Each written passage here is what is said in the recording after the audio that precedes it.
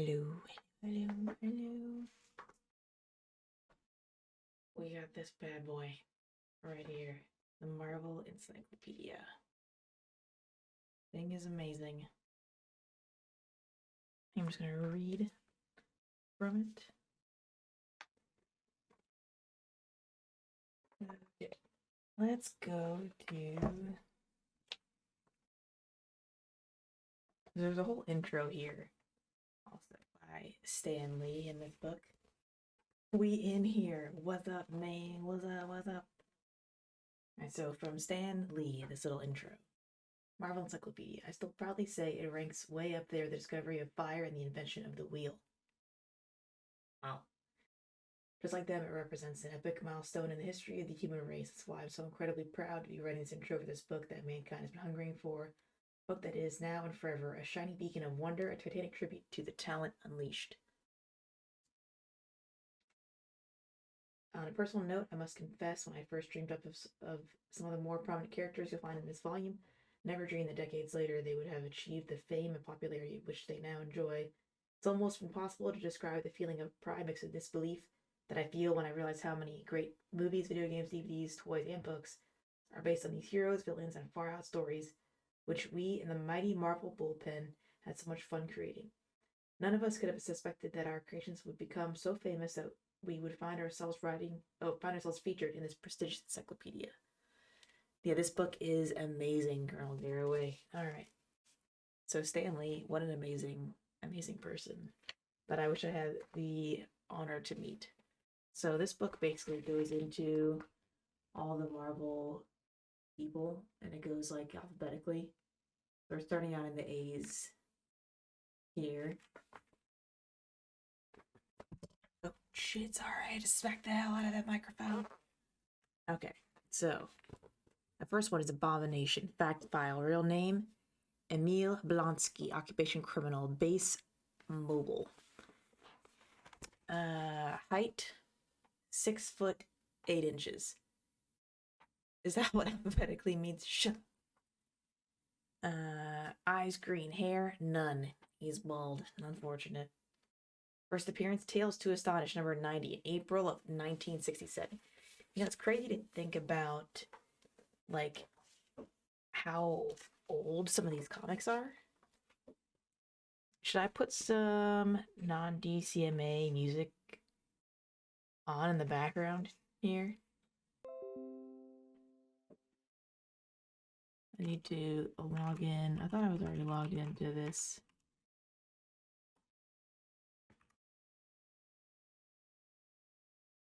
Yes. Yes. Why is my caps lock on?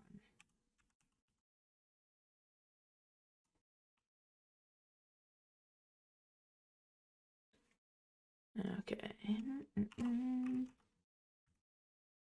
Yeah, it's a little bit too quiet in here. I feel like I need some background noise. Watch me log in and it's like the wrong login. Yep. Damn it.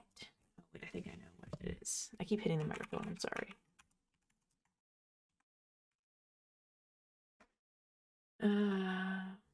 How is that wrong? How is that wrong?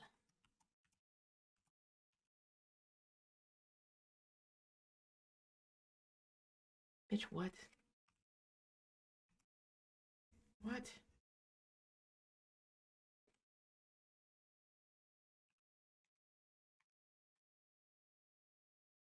Okay, so Spotify is being stupid. I guess we'll just do YouTube.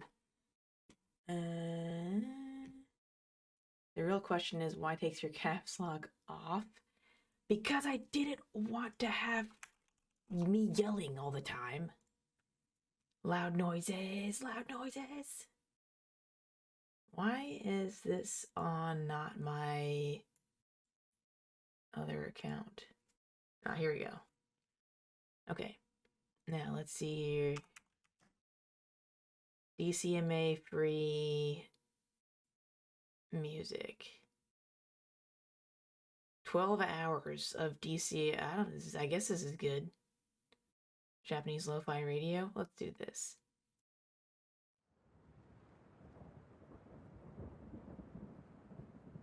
Is this just gonna be like... Oh, okay.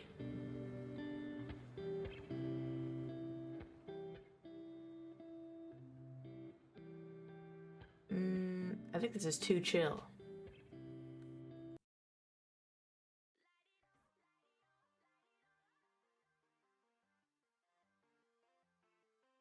This might be better. You thought you were into it? No.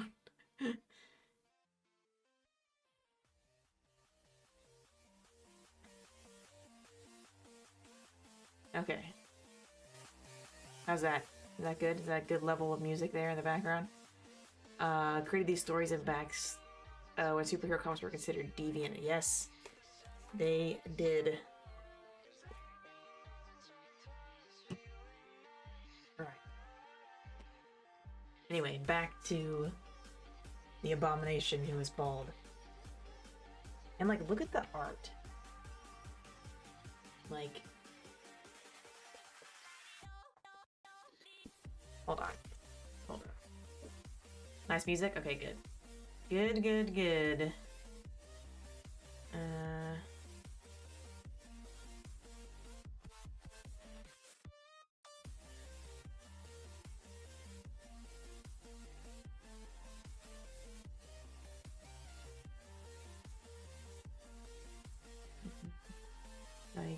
Encyclopedia. Trying to spell encyclopedia. Alright. Anyway. Let's go back into this again. So is there any specific character, too, that you would like me to read into or look up their thing in here? Because it also goes into, like, not only characters, but, like, phases of the Marvel timeline. So this is the Age of Ultron. Ooh, Mephisto. Oh, yeah, that's a good one. So here's where we might go into some spoilers regarding the MCU and the future of the MCU here. So if you guys don't want spoilers, you should not be here yet. Scott's here. Scott's chilling. I don't know if I should put Scott somewhere else or just keep him here, but I feel like I should just keep him here. Alright. Let's go to the M's.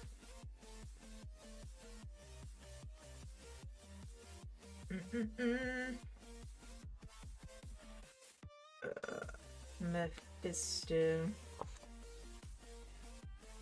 Where is he? Mr. Fantastic has his own full 2-page thing. Alright. Here we go. Mephisto. See, this is the art right here for Mephisto. Basically looks like a big devil man, you know? Cannon, what's up? What's up? What's up? Okay. So, I feel that Mephisto will come into the multiverse at some point because he is pretty involved with the whole like Doctor Strange Scarlet Witch timeline. So okay, we'll do Magneto after we do Mephisto. Alright, so let me read Mephisto, Lord of Lies. Not like Belial, Lord of Lies from Diablo. Alright. So Mephisto's fact file, real name unrevealed.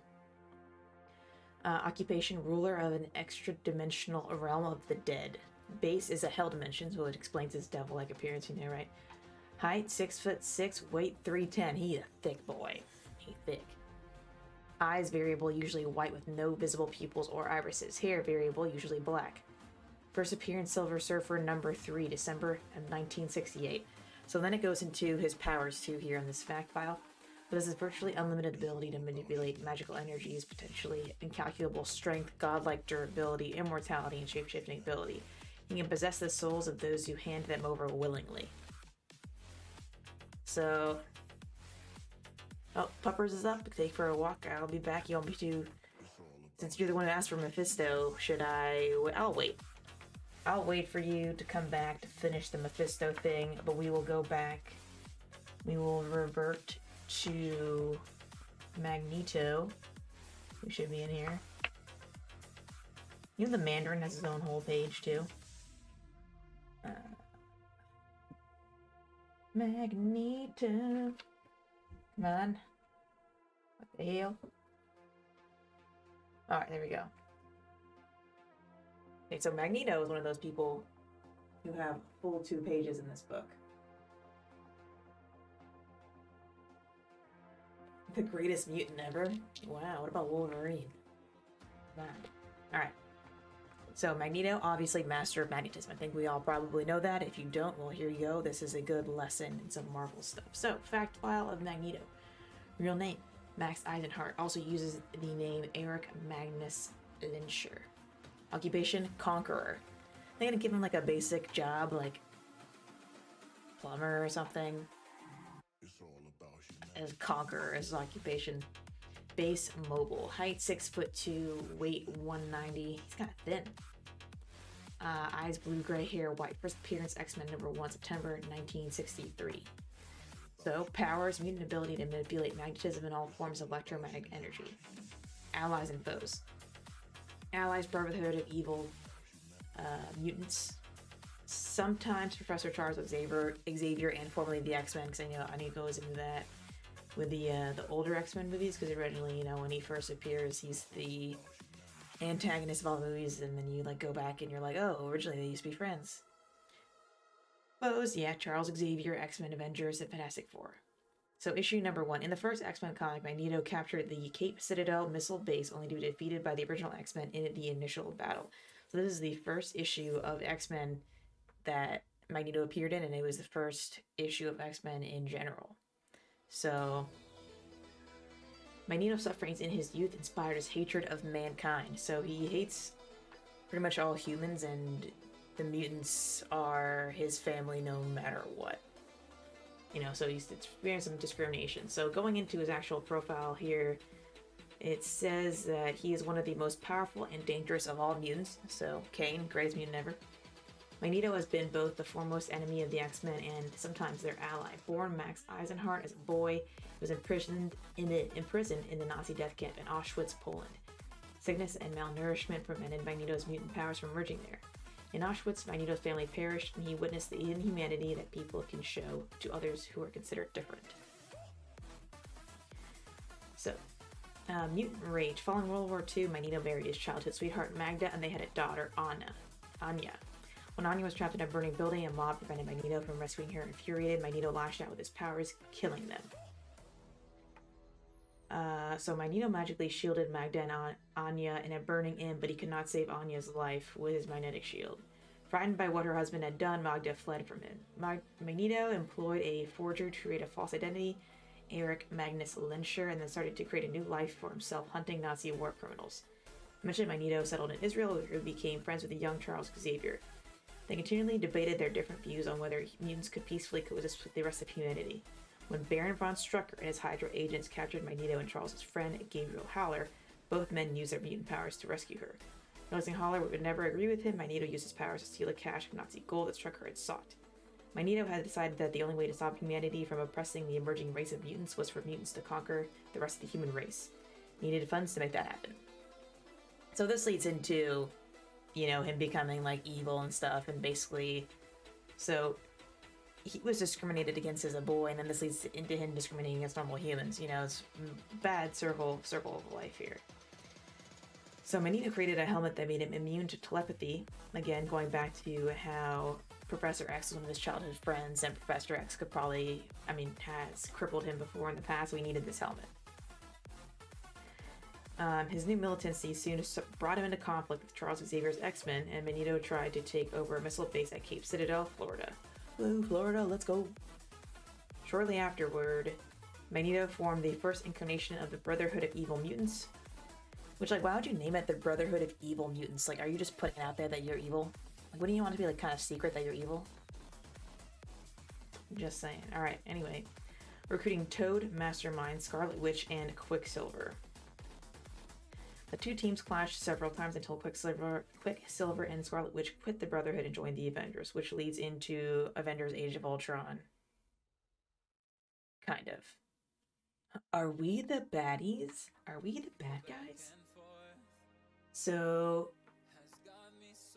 Magneto built this place called Allan as a haven for his mutant acolytes, which we'll go into here in a little bit. And he can also launch attacks on Earth. So this Avalon is a place that's outside of Earth. But anyway, so a new era. Magneto soon found himself fighting other teams, including the Avengers, Fantastic Four, and the Defenders. So if you want me to go into any of these things as well, I could probably go into them through this book and or look things up. So if you guys are lost in any of these different groups or people, let me know. I'm sure I could find it in this book. If not, I could find it online.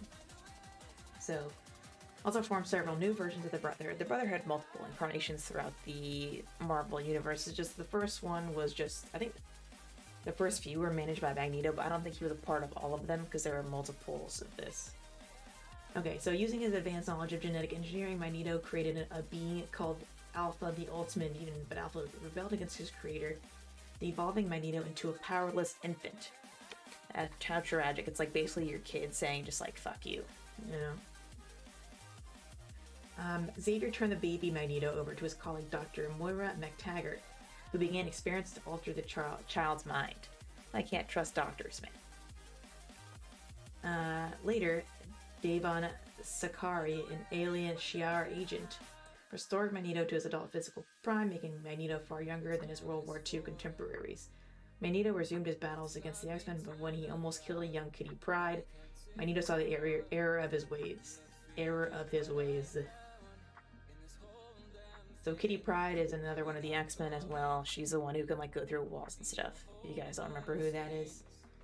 Magneto saw the error of his ways. Okay. During a period in which Xavier took an extended absence from Earth, Magneto even became headmaster of Xavier's new school, mentoring the New Mutants.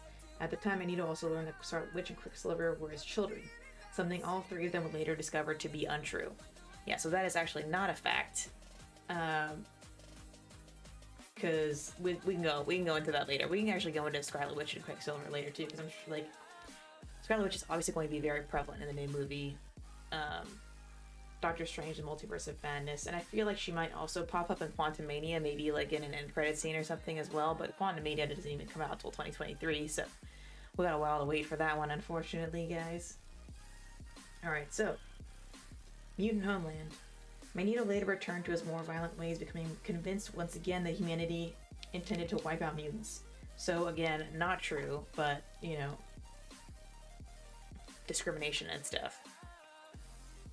Kitty Pryde, third best mutant. So who's your top 5 favorite mutants, or best mutants then, Kane, in your humble opinion? Okay, so he created an orbital base called Avalon that's meant to be a sanctuary for mutants. Many flocked to him, calling themselves acolytes, and even Colossus joined them for a short time. So Colossus, I'm sure you guys remember Colossus. He's in like Deadpool and stuff, and he's the big giant metal man. Right, that's Colossus. This book is heavy, but I'm holding this up here so you guys can see this like cool album cover. Not album cover. This is like a freaking hot mixtape. Okay. So Avalon was later destroyed during a fierce fight with the X-Men. Magneto eventually gained his wish for a mutant homeland where the UN acceded to his demands, granting him a kind of Genosha as a refuge for mutant kind. It proved to be a short-lived triumph as it was destroyed when Xavier's evil twin, Cassandra Nova, used her powers to unleash an army of Sentinels on the island. The Sentinels are like kind of like aliens. I could be not correct here, but like, hold on, actually. I believe that they pop up in Thor. But let's see.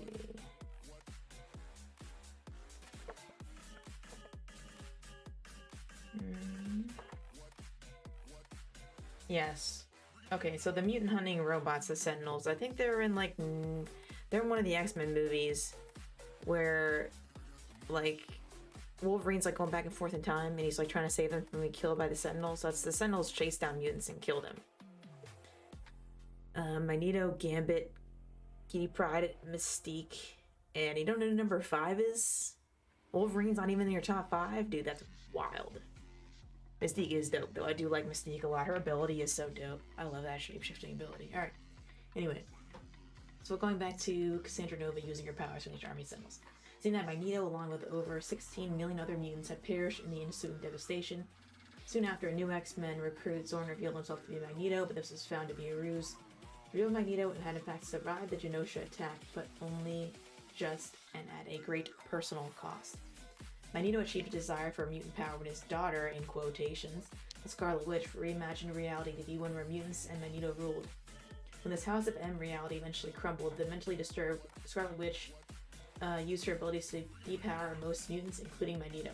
So this House of M reality is like super interesting here. I think that's going to be popping up in the Doctor Strange Multiverse of Madness, because I feel like she will devolve into Madness, because at the end of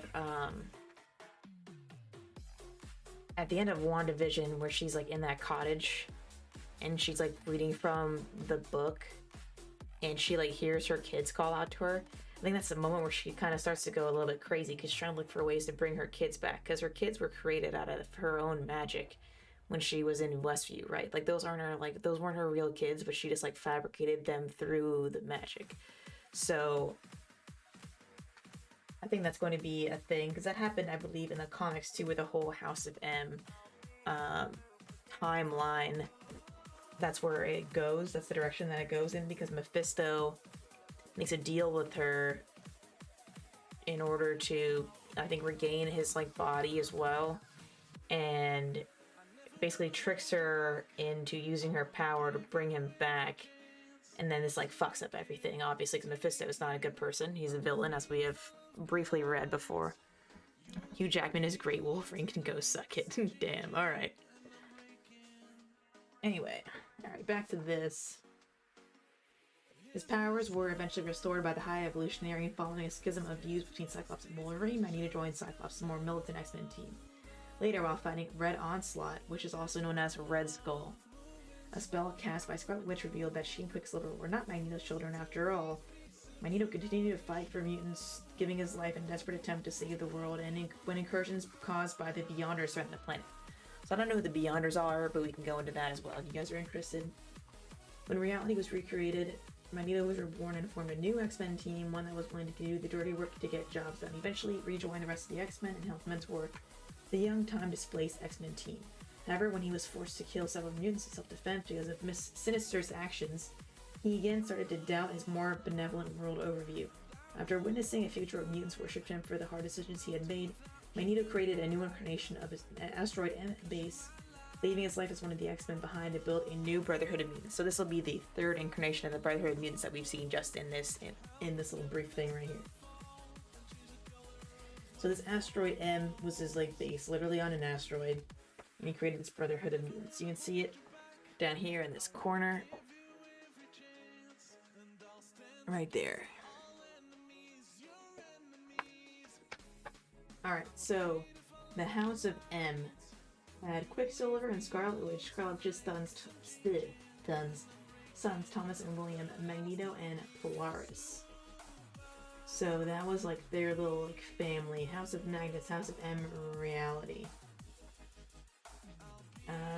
So when Scarlet Witch used her powers to create this new reality for the mutants and everything, everyone thought that it was like all handy dandy and stuff, but when they started to remember their own real lives, reality started to crumble around them. It's kind of like how it had happened in WandaVision, where people started to kind of remember what had happened to them before, and they're like tripping out, like, please release us from this. And that's when reality starts to crumble, Witch starts to crumble and everything, and her mind is lost.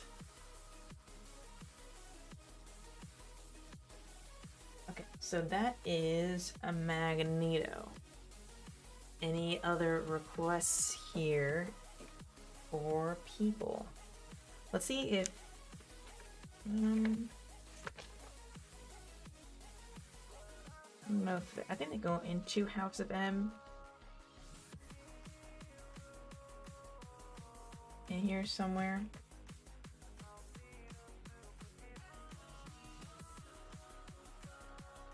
The whole thing on Iron Man, obviously, because Iron Man's dope.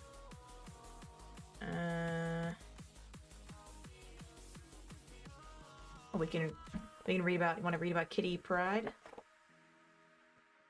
There's a whole page. Why is your mic turned side? What do you mean? Why is my mic turned sideways? What do you mean? That's how it's always been. That's how the mic's always sits. It's like facing down. It's not like sideways. I guess it's just like turn. You mean like, should I face it like this? Because like, you mean like this or whatever? Is this better?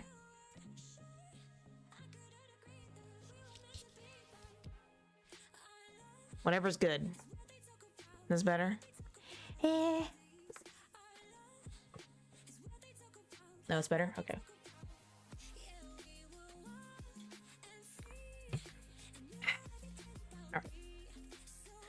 Let's go into Kitty Pryde here, because that's what Kane's favorite person is. Courageous X-Men leader Kitty Pryde. All right.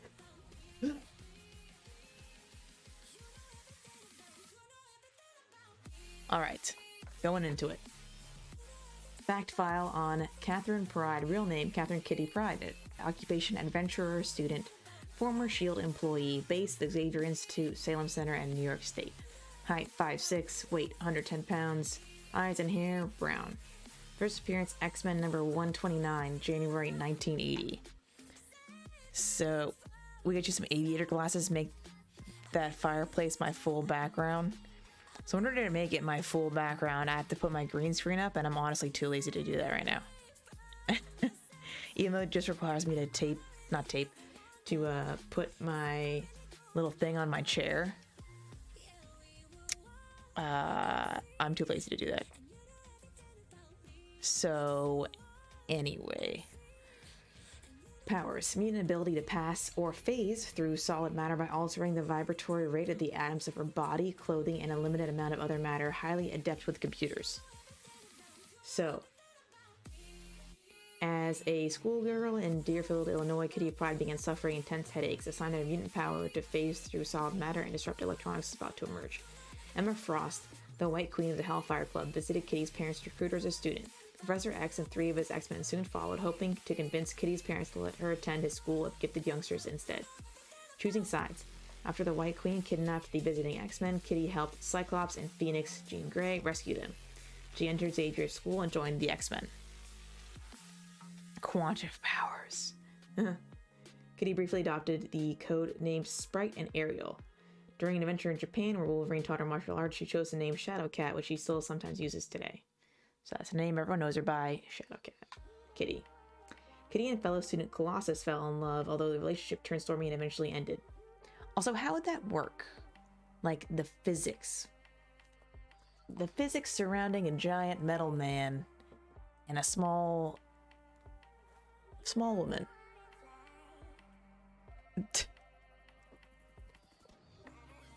You know, like, would she just like phase through when she gets too excited? All right, that's too much. That's too much. Let's not go into that. That's something else. Anyway, she later became the founding member of the original Excalibur, a British-based team of adventurers. She also worked for the law enforcement agency S.H.I.E.L.D. for a short time. We all know about S.H.I.E.L.D. Transportator. We're not playing anything tonight, King Ash. We're going through the Marvel Encyclopedia and some Marvel theories. We're just going, thinking about stuff. Okay. Alright. While on an adventure in space, Kitty met the small dragon-like alien Lockheed, who took an instant liking to her. They became close friends for many years until she discovered that he could speak, something he had never done before, and was spying on the X-Men for Sword. Oh my god, Sword and S.H.I.E.L.D. It's like a Pokemon. Yeah, Sword is like obviously the bad guys that were fighting against S.H.I.E.L.D. is what Sword was, kind of. I can go into that and read a little bit on that as well, because that's pretty interesting. Savior and teacher. After Excalibur disbanded, Kitty rejoined the X-Men. She was lost while on a mission to Breakworld. She saved the Earth by phasing a gigantic bullet all the way through the planet, but the X-Men were unable to remove her from it after it sailed off into space. Much later, Magneto brought her back by returning the bullet and breaking it open. Having been forced to remain in her phased state for so long, Kitty found that she could not turn substantial again. The Breakwolder, Helena, had to kill her and revive her to make her solid once more. When the schism within the X-Men split them into two groups, Kitty helped Wolverine open the Jean Grey School for Higher Learning. She stayed out of subsequent conflicts between the Avengers and the X-Men, concentrating on the school instead. When the Beast brought the original X-Men from the past to visit the present, however, she took charge of taking care of them. She went on to take over Charles Xavier's role as leader of all the X-Men. Though she asked Colossus to marry her, she couldn't go through with the wedding, feeling their lives as X-Men made things too complicated. I think that is an understatement. Kitty, I think you guys have some physical and emotional issues to work out between the two of them. All right. So let's go into, I don't know if they have an entry on Sword in here. I think we do.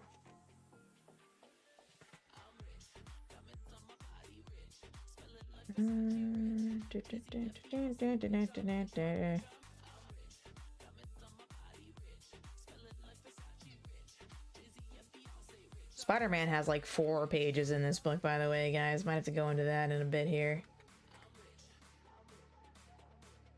Also, Squirrel Girl. I don't know if you know that, but Squirrel Girl is an actual Marvel hero.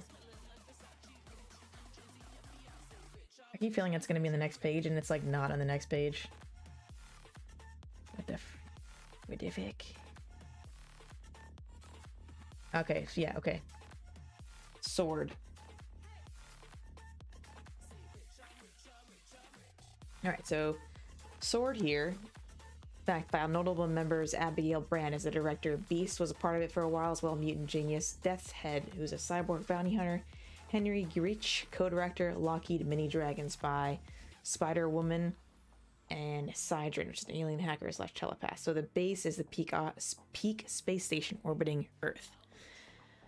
But mostly physical issues. A lot of physical issues there. We're not going to delve into that because it could probably take us like all day to try and figure that out. They are superheroes. They can manage everything they put their minds to. Spider-Man is the best top seller in Marvel. Well, yes and no, because, you know, technically Spider-Man is Sony. They have like the rights to use him in their movies, but technically it is a Sony thing. As of right now, for the MCU, I guess I should say. So for like this, yes. Is that a fishy in the back right? What fish? What time out? In the back right of what? Of my screen? You mean like, you mean that? That's a dolphin pillow. It's a dolphin pillow. No, yeah, they don't own comic rights. No.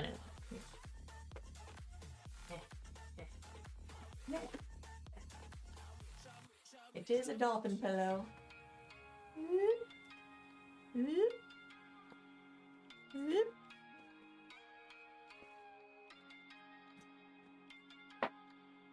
And Darth Vader. It's unceremoniously through that. Alright, I gotta open my window again. Jesus. It gets like really hot in this room and it's like not hot. Yeah.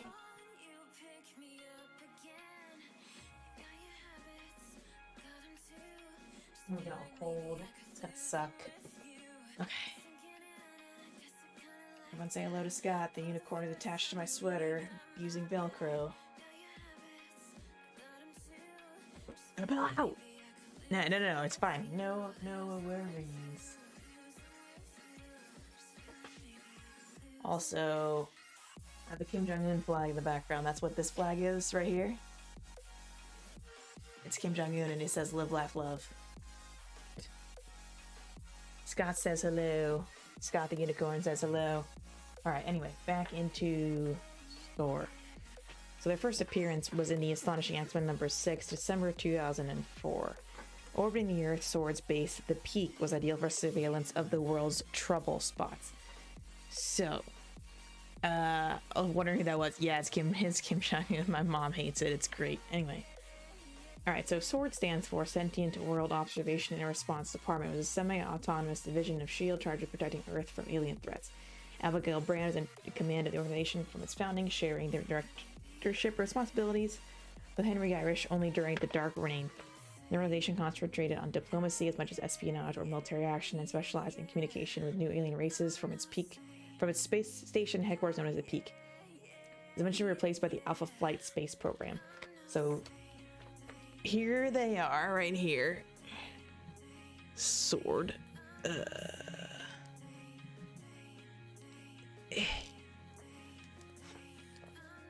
Should put these entries up on her YouTube channel.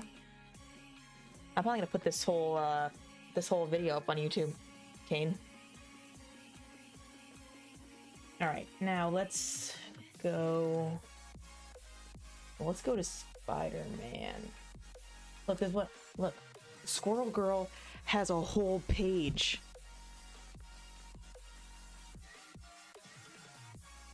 There's a whole page in this book.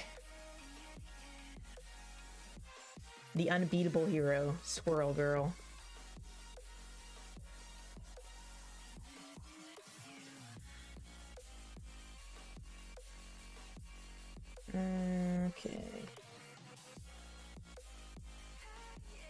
Go to Spooderman. Shang-Chi only has like half a page.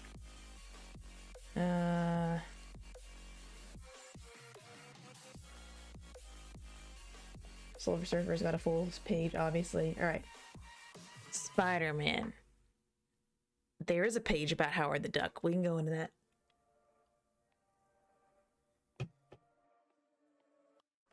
Alright. Boom! Howard the Duck. 2:30 in the morning. Night. Oh, okay. Good night. Good night. Goodbye, Kane. So I keep hitting the microphone, guys. I am trying to not do that. Yeah, he's a nice hat. All right. This book is pretty hefty. Howard the Duck. Real name, Howard. Last name, unknown. We're gonna say the Duck is his last name. Occupation, apparently many, including former candidate for President of the United States. However, is most often unemployed. Base, Cleveland, Ohio. Height, 2 feet 7 inches. Weight, 40 pounds. Eyes, brown. Feathers, yellow. First appearance, Fear number 19 in December of 1973. So, powers. Howard is skilled in the little-known martial art of Quack Fu, and a formidable opponent in hand-to-hand combat. Or is it wing-to-wing combat?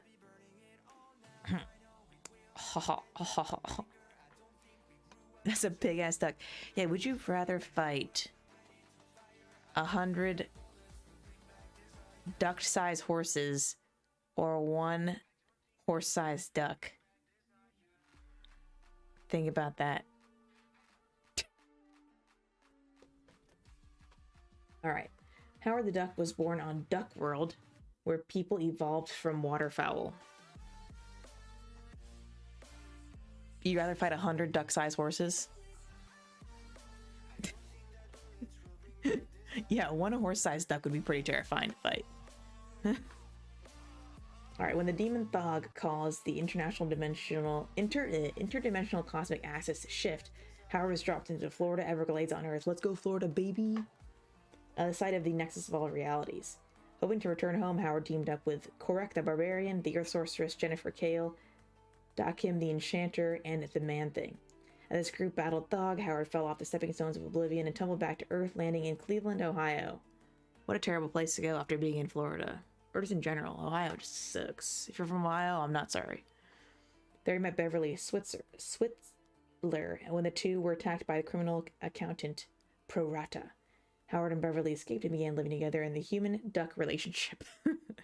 Howard tried to register under the Superhuman Registration Act, but was told that the government's official policy was that he did not exist. This was later corrected, and when he fought against the Skrulls during the Secret Invasion. As a member of Armor, he helped battle an interdimensional zombie plague and later led the Ducky Dozen. Howard was then back to private detective work, but was then kidnapped by the Collector. So, and we see this happen actually in Guardians of the Galaxy. We see Howard the Duck captured in the Collector's collection, in his room and stuff. You know what we're talking about. Do I get a weapon? Are we both naked here? No, yeah, no weapon. Just your fists, just your fisticuffs against 100 duck-sized horses or 1 horse-sized duck.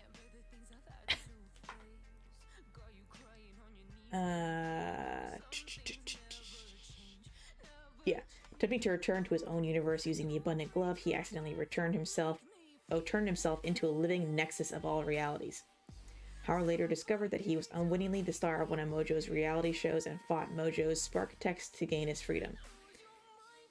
So Howard teamed up with the Guardian, Silver Surfer, Linda the Duck, and Shocket to free the Collector's prisoners.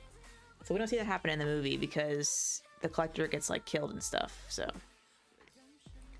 In the MCU. Obviously the MCU deviates from the timelines of a lot of what I'm reading here, but with the multiverse, like a lot of this is just like the main storyline or just main things that happen on like the primary Earth or like primary reality, because like there's so many different branching realities that are probably more interesting than the original that the MCU is going to be going into. So That is Gladiator Challenge, it is. All right, so that is the entry for Howard the Duck. The Illuminati is also a hero in here, if you guys didn't know that.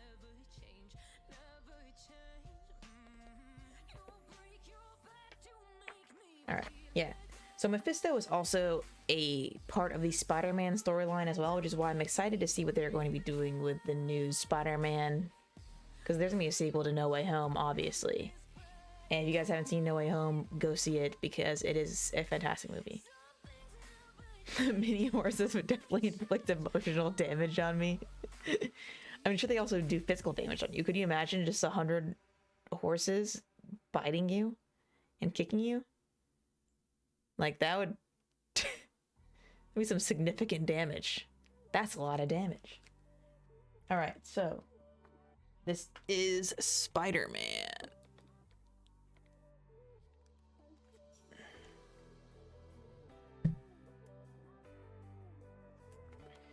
Alright, so Spider-Man, your friendly neighborhood web slinger, Spider-Man.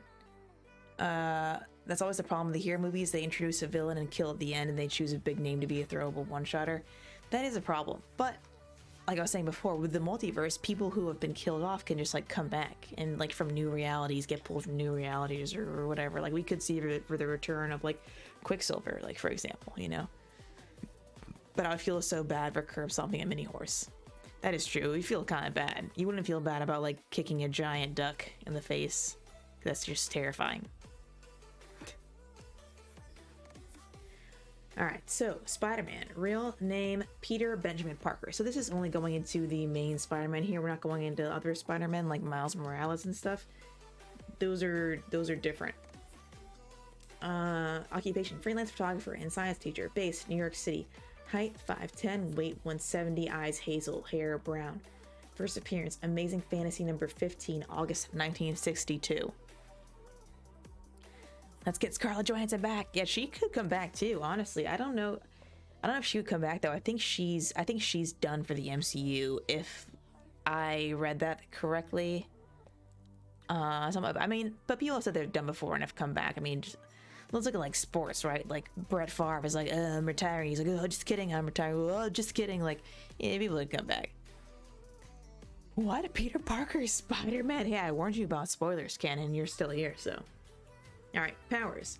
But this is the proportionate strength, ability, and speed and reflexes of a spider, the Peter Tingle.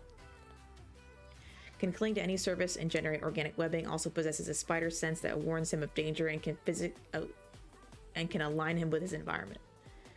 Invented spider tracers that he can track across a city with his spider sense. Allies, Ben and May Parker, rest in peps. Mary Jane Parker, Captain America, the Avengers. Why is Captain America separate from the Avengers in this listing? Whatever. Fantastic Four, X-Men, Eugene, the Flash Thompson, Freddie Brant Leeds, Flash, oh, savior of the universe. Foes, Chameleon, Vulture, Dr. Octopus, Sandman, Kingpin, Green Goblin, Lizard, Electro, Kraven the Hunter, Black Cat, Venom, Mysterio, Carnage, Scryer, Judas, Traveler, and a lot more that they did not list here. So issue number 1 of Amazing Fantasy, where Spider-Man is first introduced. While attending a scientific demonstration, Peter Parker was bitten by a spider that had been exposed to radioactivity. Feeling nauseous, the teenager immediately headed home for them and began to exhibit the most amazing powers, like the ability to stick to walls and crawl up sheer surfaces. So this is actually a question at this trivia thing that I went to when I was back in Oklahoma, when it was asking about the spider thing, like where he was bitten by a spider. And my buddy and I answered at this like science demonstration thing, science fair, and we got it wrong because they were asking about a different Spider-Man, and I was like, they need to specify that shit then in this fucking question. And we tried to fight it, and they were like, no, sorry, you guys should have known. And it was like, I mean, I should have known. This is the original Spider-Man. Like, that is the one that I know. That's what I thought you were implying by this question. But whatever, regardless. I'm retiring. I decided to keep my career on a bit long. Yeah, that's what I'm saying. Like, money can open doors for people. Or, like, you know, doors that were previously shut, they'd be like, you know what? Never mind. So, important to remember here, Spider-Man was obviously a weak little boy before he got bitten by this spider. And it says right here, yeah, before gaining his spider powers, Peter Parker was weaker than most of the kids his age. Peter Parker's parents died in a plane crash when he was still a child. When they said goodbye at the airport, his parents told him to be a good boy for his Aunt May and Uncle Ben Parker, who later raised him as their own son.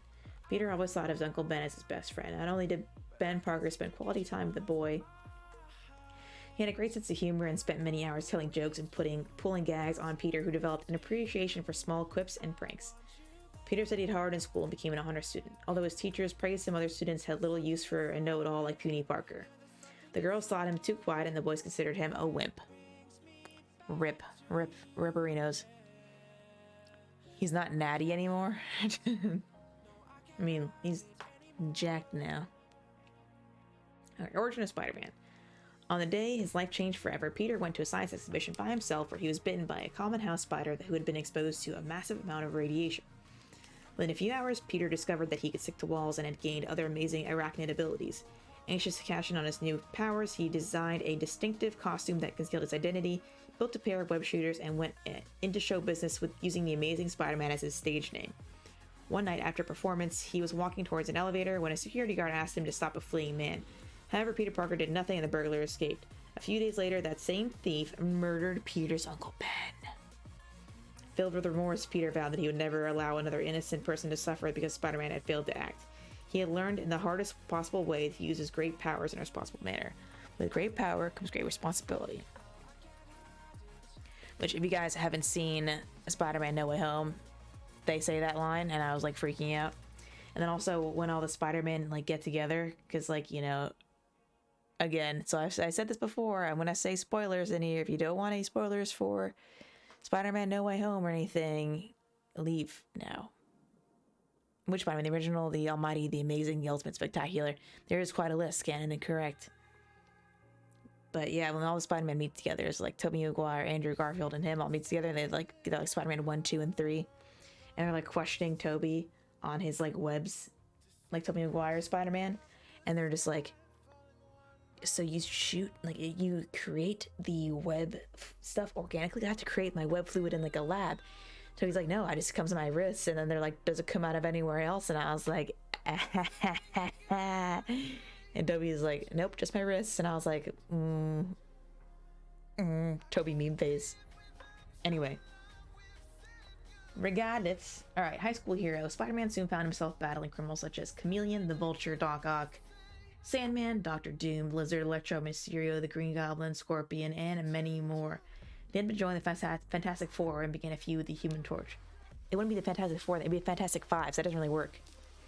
I watched it recorded in a movie theater. That wasn't the greatest version, but the only they had available. Wait, what? Oh, okay, I see what you're saying now. Hey, I mean, at least you've watched it. You've seen it. You've seen it.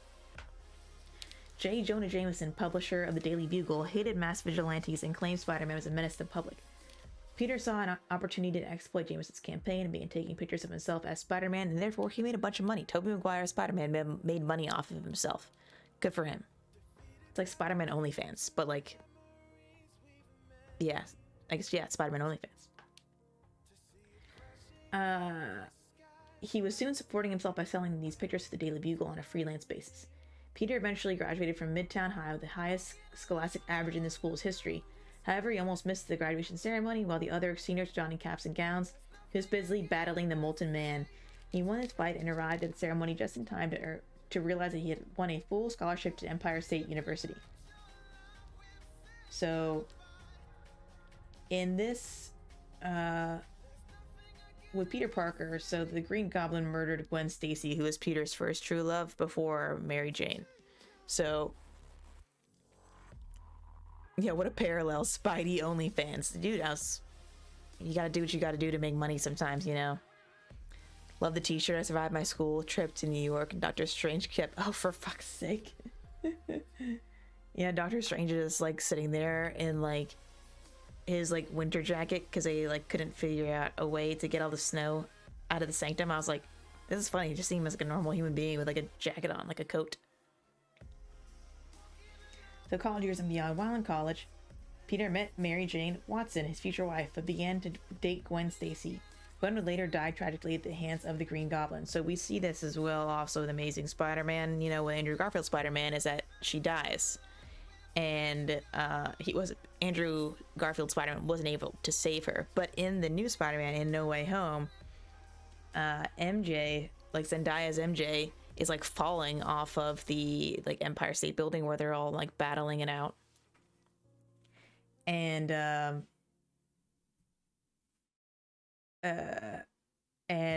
originally, like, Tom Holland's Spider-Man almost like doesn't make it to her, and we think she's probably gonna like die. And then Andrew Garfield's Spider-Man comes out of nowhere and then saves her, and he's like about to cry, and MJ's like, "Are you okay?" He's like, "Yeah, I'm okay." And he's just like remembering how he like wasn't able to save Gwen, and now he's able to save MJ. And it was a really sweet moment. The movie was so good, guys. You gotta go see it.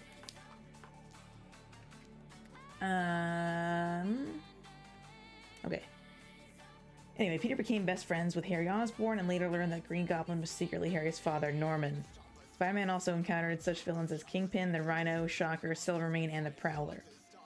After graduating from college, Peter encountered the acrobatic cat burglar Black Cat, his girlfriend for a while, and the criminals Hydro Man, Speed Demon, and the Hobgoblin. He also battled the unstoppable Juggernaut and cosmically powered Firelord. He temporarily donned a new black costume that possessed some additional new powers, but later proved to be an alien symbiote. Venom, obviously, we know this. Also, one of the worst movies, Spider-Man 3, when he's emo.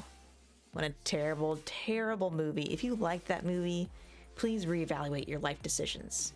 For the love of God. I mean, great memes out of the movie, obviously. The memes are great. But the movie itself, I will never watch that again.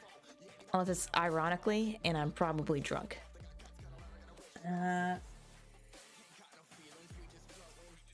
Alright, so meanwhile, his relationship with the beautiful model Mary Jane Watson had grown serious, and they were married. Alright, further developments. After leading a European crime cult for many years, Norman Osborn re-entered Peter's life. Peter also met a man named Ezekiel, who claimed that Spider-Man's powers were the result of magic and not a radioactive spider. Peter later confronted the Queen, who had the power to control insects, and she mutated him into a giant spider. After returning to his human form, Peter learned that his powers and strength had been increased and he had gained the ability to produce organic webbing. Peter also joined a new Avengers team. After a battle with the mysterious super-strong vampire villain Morlun, which Peter appeared to have been killed, Peter temporarily accepted a new armored costume and a job working for Tony Stark. However, he has since returned to his traditional look. So going into the Venom bit down here, it has a whole little thing. It's so bad it's good. No, there are other movies that are so bad that it's good. That was not one of them. Like Idiocracy. Terrible movie. Fantastic though. Anyway, alien suit. Along with other heroes, Spider-Man was transported to a planet created by a near-omnipotent being called the Beyonder and was forced to fight in a series of secret wars. When this original red and blue costume was torn in battle, a web spinner tried to repair it, but mistakenly activated a device that released a little black ball. The ball spread across him, duplicating the costume worn by Julie Carpenter as Spider-Woman. Spider-Man's new suit can instantly mimic any kind of clothing, could carry his camera and spare change, and was equipped with its own web shooters and possessed a seemingly endless supply of webbing. He soon discovered that the alien suit was a symbiote with a mind of its own. Spider-Man had to enlist the scientific help of Mr. Fantastic to remove it, using sound waves at a certain frequency. Rejected by Spidey, the symbiote grafted itself to Eddie Brock to become Venom. So, yeah, we know how that all worked out. I also haven't seen Venom, the second Venom, yet, so I do need to watch that. I've heard it's not that great. But, I don't know. What do you guys think, chat? Have you guys seen Venom 2?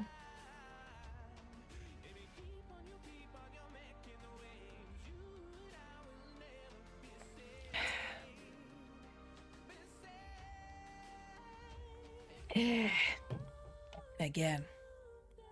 Sure have it. So this beer right here. Oh, Jesus.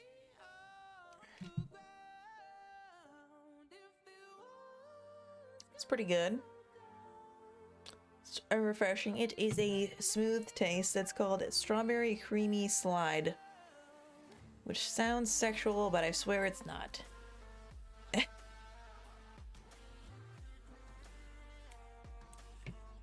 So I haven't seen it, but I've like read synopsises and stuff on the movie, and that's basically where like one of the end scenes of Spider-Man No Way Home goes into, because it goes into Eddie Brock and Venom, who at the end of Venom 2 were in Mexico, like drinking at this bar, and like so one of the end scenes is just like them at this bar drinking.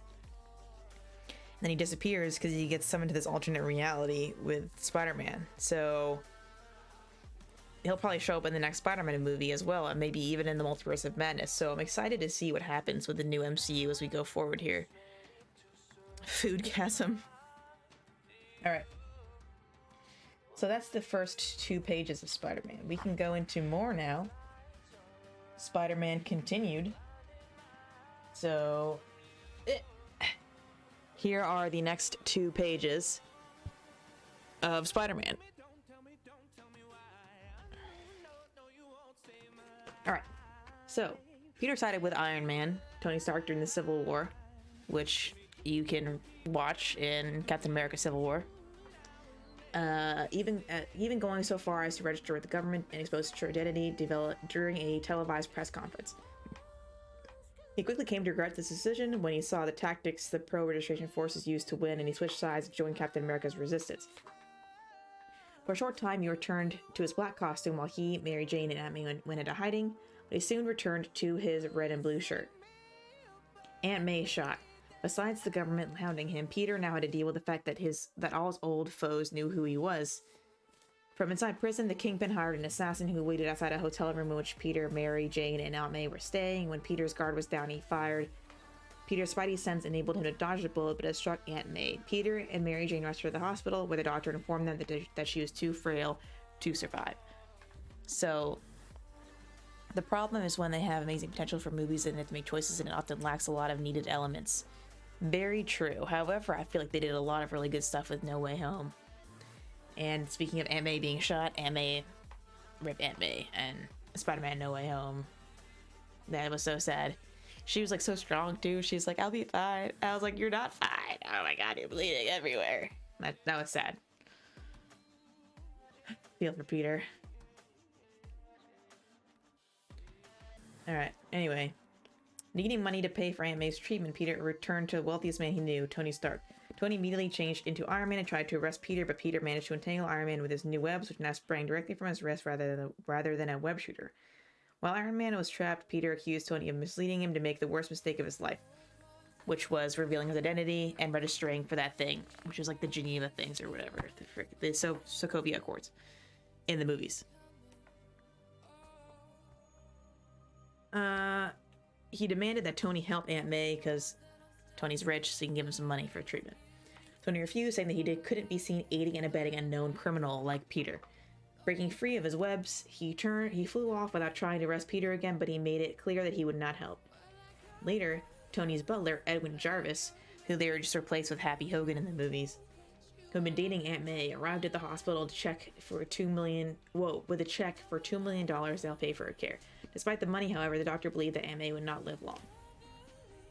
Mephisto's deal. So here we go. Mephisto comes into the story here, and this is where I'm really hoping that they bring him into the MCU at some point, because I think he's going to be tied into, like I said before, Doctor Strange Multiverse of Madness, as well as the new Spider-Man movie, and maybe even Quantumania.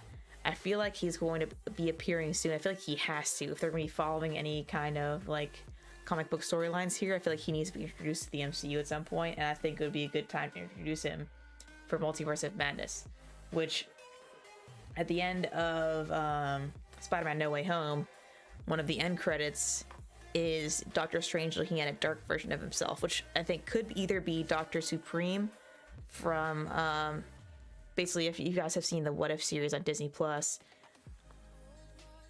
Doctor Supreme, I believe is his name. I could be Supreme Doctor or Doctor Supreme is basically the evil version of Doctor Strange, and he. If you guys haven't seen What If, I'm spoiling this for you too, but I did put spoiler in the header of this video, so I'm not sorry about it. If you came here, you clicked on it, this is your fault.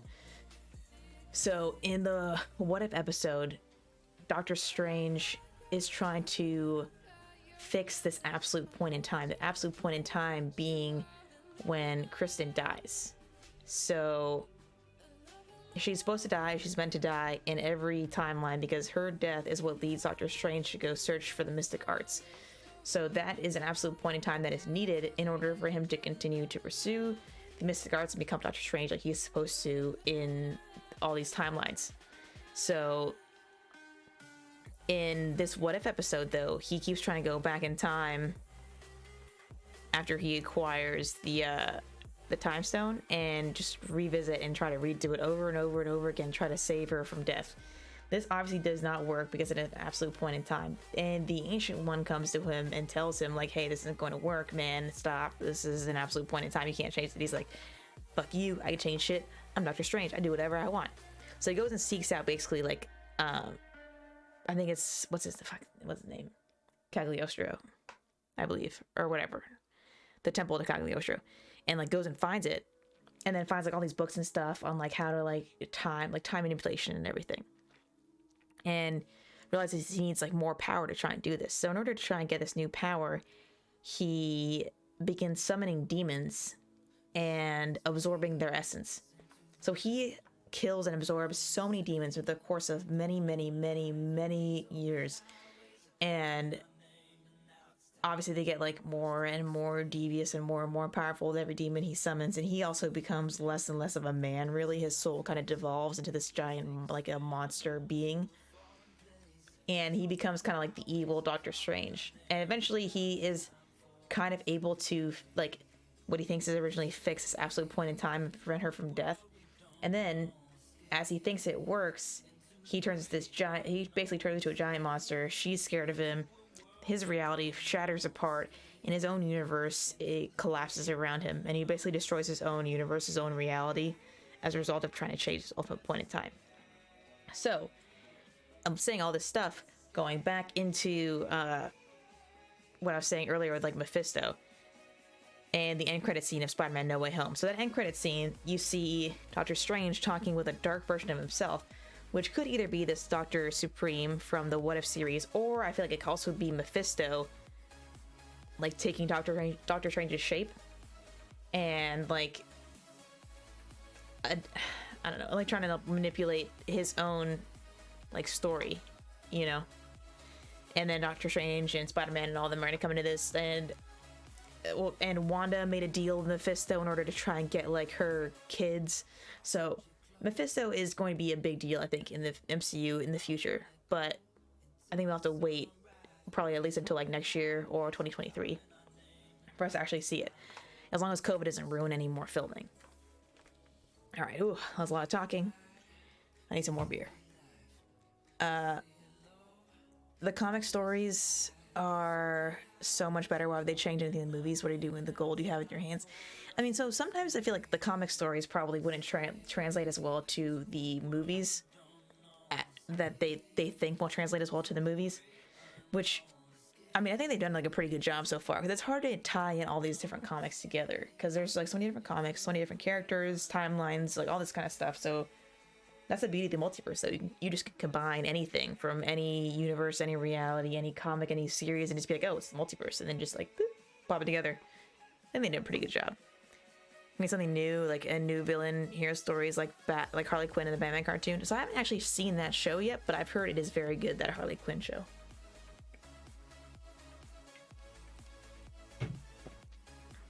Okay. Now, Mephisto's deal. Let's go back into this. Torn apart with his guilt over Aunt May's shooting, Peter scoured the city for a cure. He visited Doctor Strange, who transported Spider-Man's astral form around the globe to ask for help, but no one could do anything to save her. Peter even tried to travel back in time to stop the shooting, but failed. So again, this is probably another absolute point in time for her to be shot. Then Mephisto approached Peter and Mary Jane with an offer. He would save Aunt May and alter reality so that no one would remember that Peter Parker was Spider-Man. So I've read this before, and in this moment, I also realized that maybe that Doctor Strange, the main one from the movie, was actually not Doctor Strange, and it was actually Mephisto.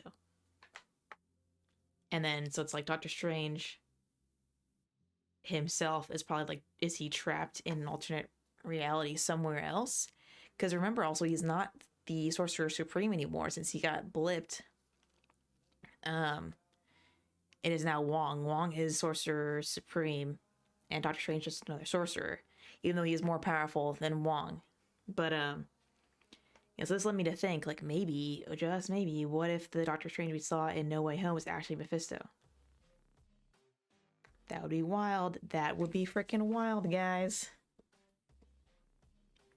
Why is my music...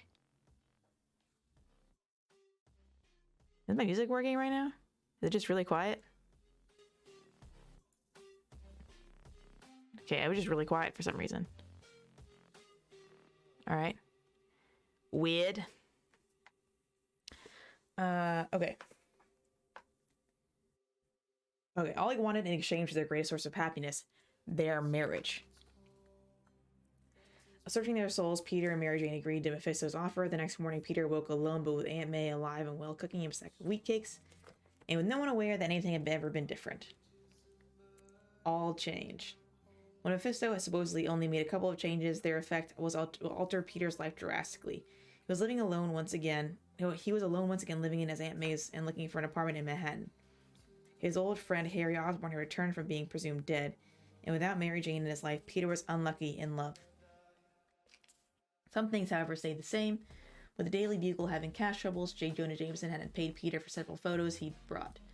When Peter confronted Jameson about the money he was owed, they fell into a shouting match and Jameson collapsed from a heart attack. Jameson survived, but the paper had to be sold, and Peter wound up working as a paparazzo.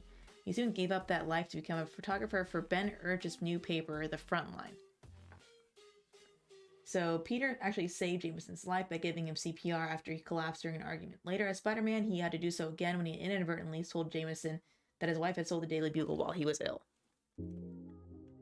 So, now going into altered states here. Many Spider-Man's foes cropped up soon after Peter's life had changed. The secret identity once more intact, however, he could fight them on his own terms. Aunt May now did volunteer work at a homeless shelter, working under the philanthropist Martin Lee, who was secretly Chinatown crime lord Mr. Negative. Eddie Brock returned no longer as Venom, but as the new anti-Venom. Norman Osborn showed up as the leader of the Thunderbolts and eventually the Avengers, a separate team from the Secret Avengers with which Spider-Man still worked. He also battled a new villain called Menace, who used many of Green Goblin's old tricks. Now, the Menace actually turned out to be none other than Lily Hollister, the woman who's Peter's unwitting friend Harry Osborn hoped to marry. As Menace, she publicly attacked her father to drum up sympathy for his support for his mayoral campaign. Oh, God, that was a really hard thing for me to say. Now the music's too high. God damn it!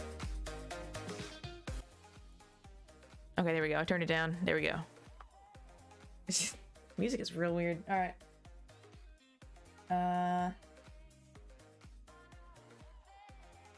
Okay, a new hero, Jackpot, entered Peter's life too, as she was a tall, beautiful redhead, Mary Jane. Oh, Peter suspected her of actually being Mary Jane, with whom he still had a romantic but apparently sour history.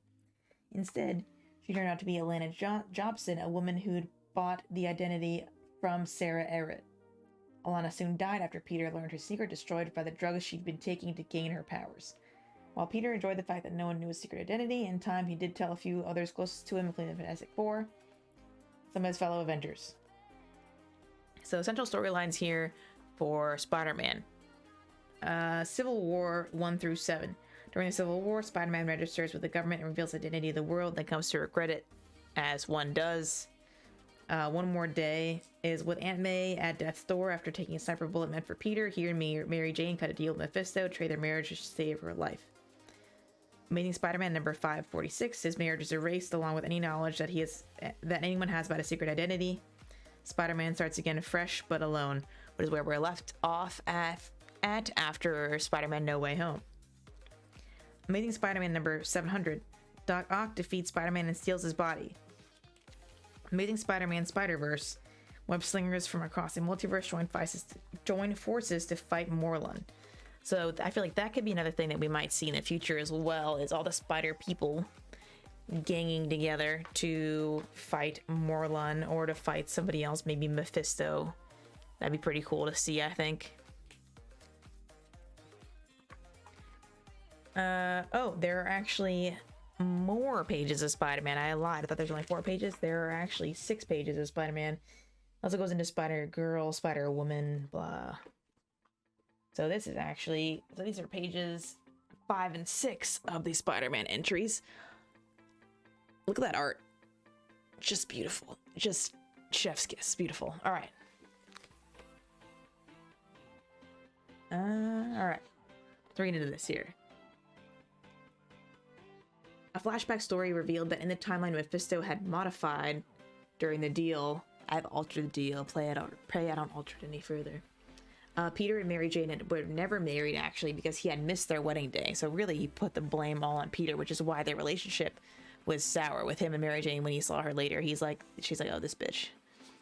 Anyway, so during the dark reign, Peter had to deal with the fact that his own worst enemy, Norman Osborn, the Green Goblin, had taken charge of security in the U.S. To make matters even worse, Osborn recruited villains to pose as well-known heroes and formed the New Avengers, which is a team loyal to him, with Venom, this time it's Mac Gargan and not Eddie Brock, posing as a black-suited Spider-Man. He also discovered that his deal with Mephisto, which he didn't remember making, had given the world a psychic blind spot when it came to Spider-Man's identity. Once he revealed his identity to someone, the blind spot was removed, and any memories about a person had about Spider-Man's identity came flooding back. So that's good, and I hope that they bring that into effect in the next movie for Spider-Man. Because, like, in Spider-Man No Way Home, they leave it off with him being basically, like, completely alone, and after making that spell to have everyone forget him, like, the otherworldly dimensional beings who were coming to their dimension to invade, kill him, or whatever, disappeared because they didn't remember why they were even there in the first place, because they were only going there because they knew that Peter Parker was Spider-Man.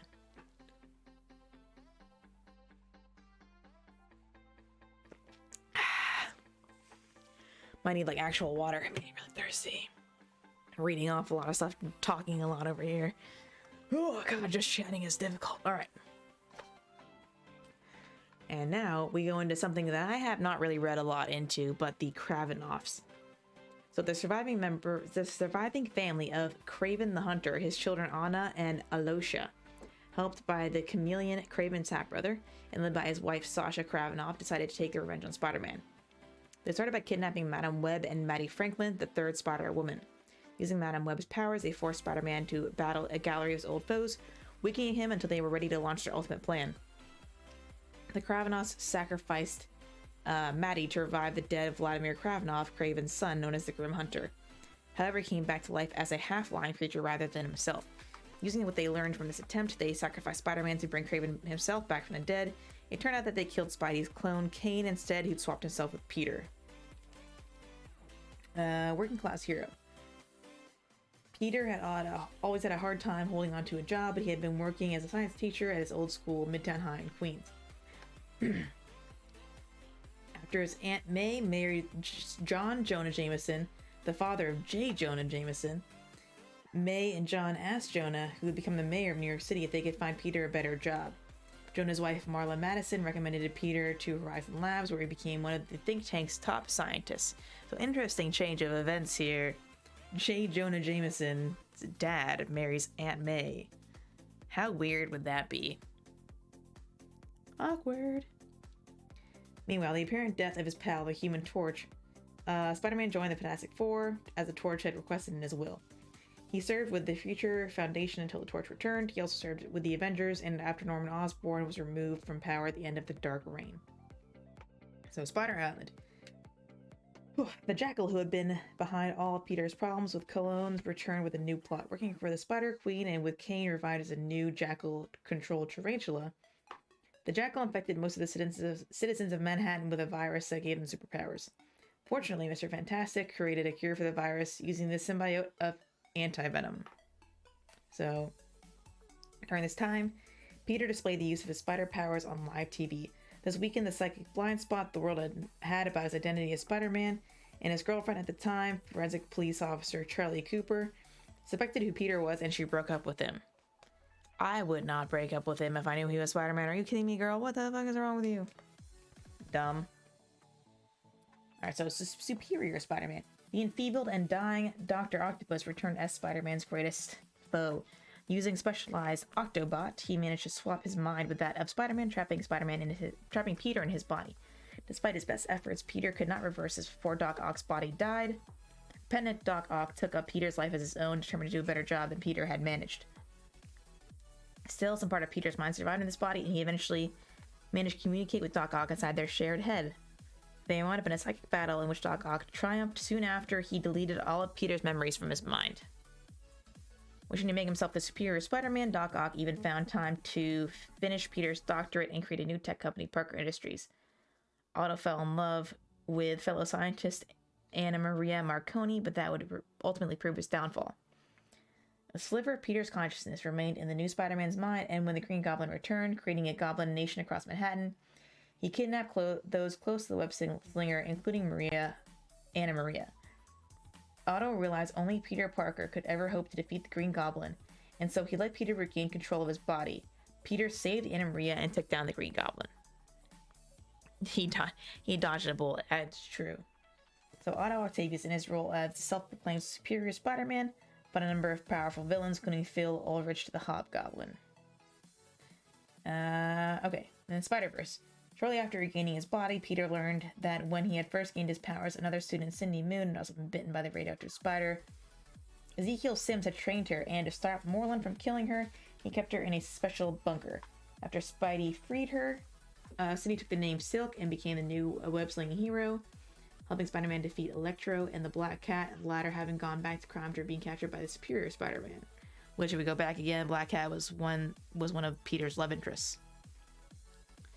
When Morlun and his family started to hunt spider heroes across the multiverse, including a time-displaced superior Spider-Man, Peter found himself in an epic multidimensional war against Morlun's family, helped by an army of spider heroes from parallel worlds.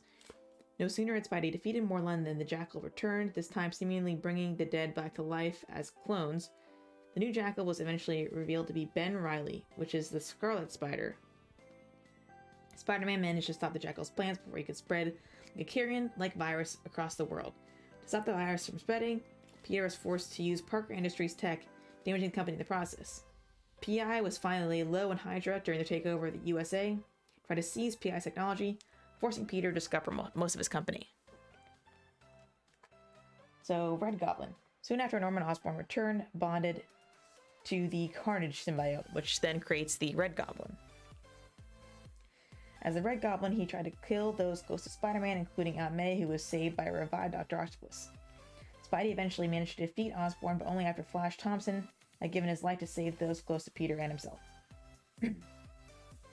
With the company gone, Peter went back to the basics. He started to share an apartment with his old pal, Randy Robertson, and rekindled his relationship with Mary Jane. Trouble was never far away, though, especially when Peter and Randy gained a new roommate, Brad Myers, which is aka the mercenary Boomerang. So during his fight with the Red Goblin, Spider-Man had to bond with Venom again, the symbiote Venom, in order to get the power to defeat him. So basically another Carnage versus Venom situation, so pretty cool. And now Miles Morales as well has a little entry in here. Miles Morales is Spider-Man of Earth 1610 in the Ultimate Universe. Received his powers from the bite of a genetically enhanced spider created by Oscorp. Like Peter Parker, Miles was afraid of his newfound abilities and hadn't felt the responsibility to use them, until he witnessed the Peter Parker of his world as Spider-Man get killed battling Norman Osborn. That event inspired Miles to take up crime fighting himself. When Peter Parker of Earth 616 first met Miles, he was shocked to discover that Peter Parker of Miles' world was dead. Which we'll kind of see in Spider-Man Into the Spider-Verse, which is my second favorite Spider-Man movie of all time, not that you guys asked, but I'm saying it anyway, other than No Way Home. So No Way Home, Into the Spider-Verse, top two Spider-Man movies right there. I guess I'm just going to keep going into these spider people, unless you guys want me to read something else in this encyclopedia. We got a lot of people in here in this encyclopedia, so you guys want me to read something else, please let me know. I'm going to keep going into the spider people, though, if no one says anything. So, Spider Girl, we got Spider Girl here. Real name, May Mayday Parker. Occupation, student, adventurer, based New York City. Height, 5'7", weight 119, eyes blue, hair brown. About to go to bed, actually. Sleepy boy. What time is it right now? 9. Yeah, it's past your bedtime. It is past your bedtime, boy.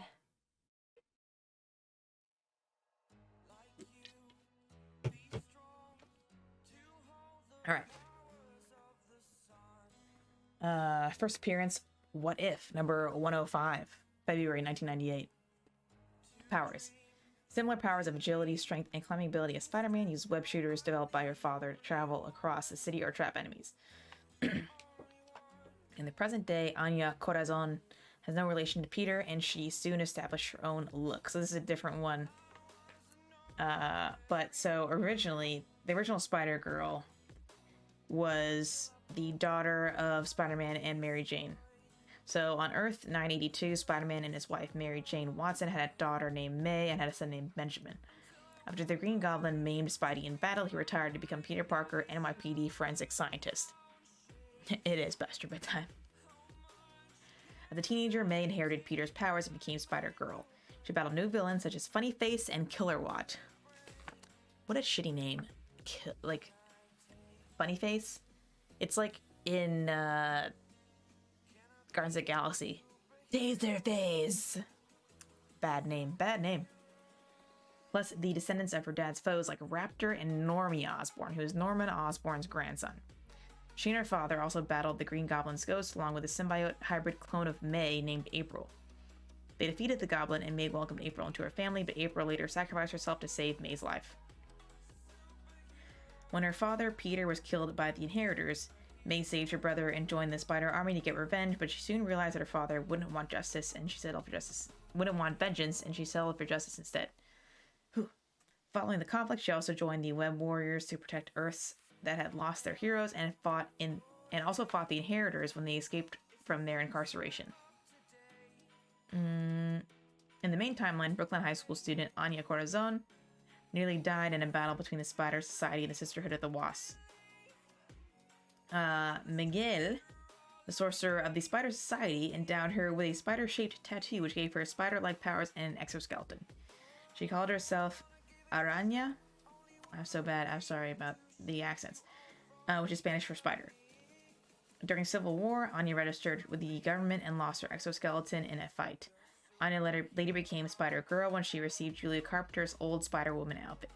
She later joined a group of super teens called the Young Allies. Following Infinity, Anya helped the Avengers investigate who was stealing new human cocoons. She joined the Spider Army where the Inheritors attacked, and thanks to her tattoo, was the only one able to read the ancient Inheritors' prophecy and discover their plan. She stayed on Loom World and became a member of the Web Warriors. So that is Spider-Girl. I'm not gonna kill you for vengeance, but for justice. Like Batman. Wrong universe, I know, sorry, I'm mixing DC and Marvel together. Alright, Spider-Man 2099, another entry here. Real name, Miguel O'Hara. So we talked about this in the last entry with Spider-Girl. So here's this whole thing right here. We got Spider-Girl, Spider-Man 2099, Spider-Queen, Spider-Woman. We're gonna go into all these. This book is getting so heavy. Non-lethal. Okay. I just continue to read. Alright, okay. Spider-Man 2099, Miguel O'Hara, real name, occupation, genetic engineer, adventurer. Base, New York City. Height, 5'10". Weight, 170. Eyes, brown. Hair, brown. First appearance, Spider-Man 2099, number 1, November 1992. Good year. Power, superhuman strength, agility, and speed.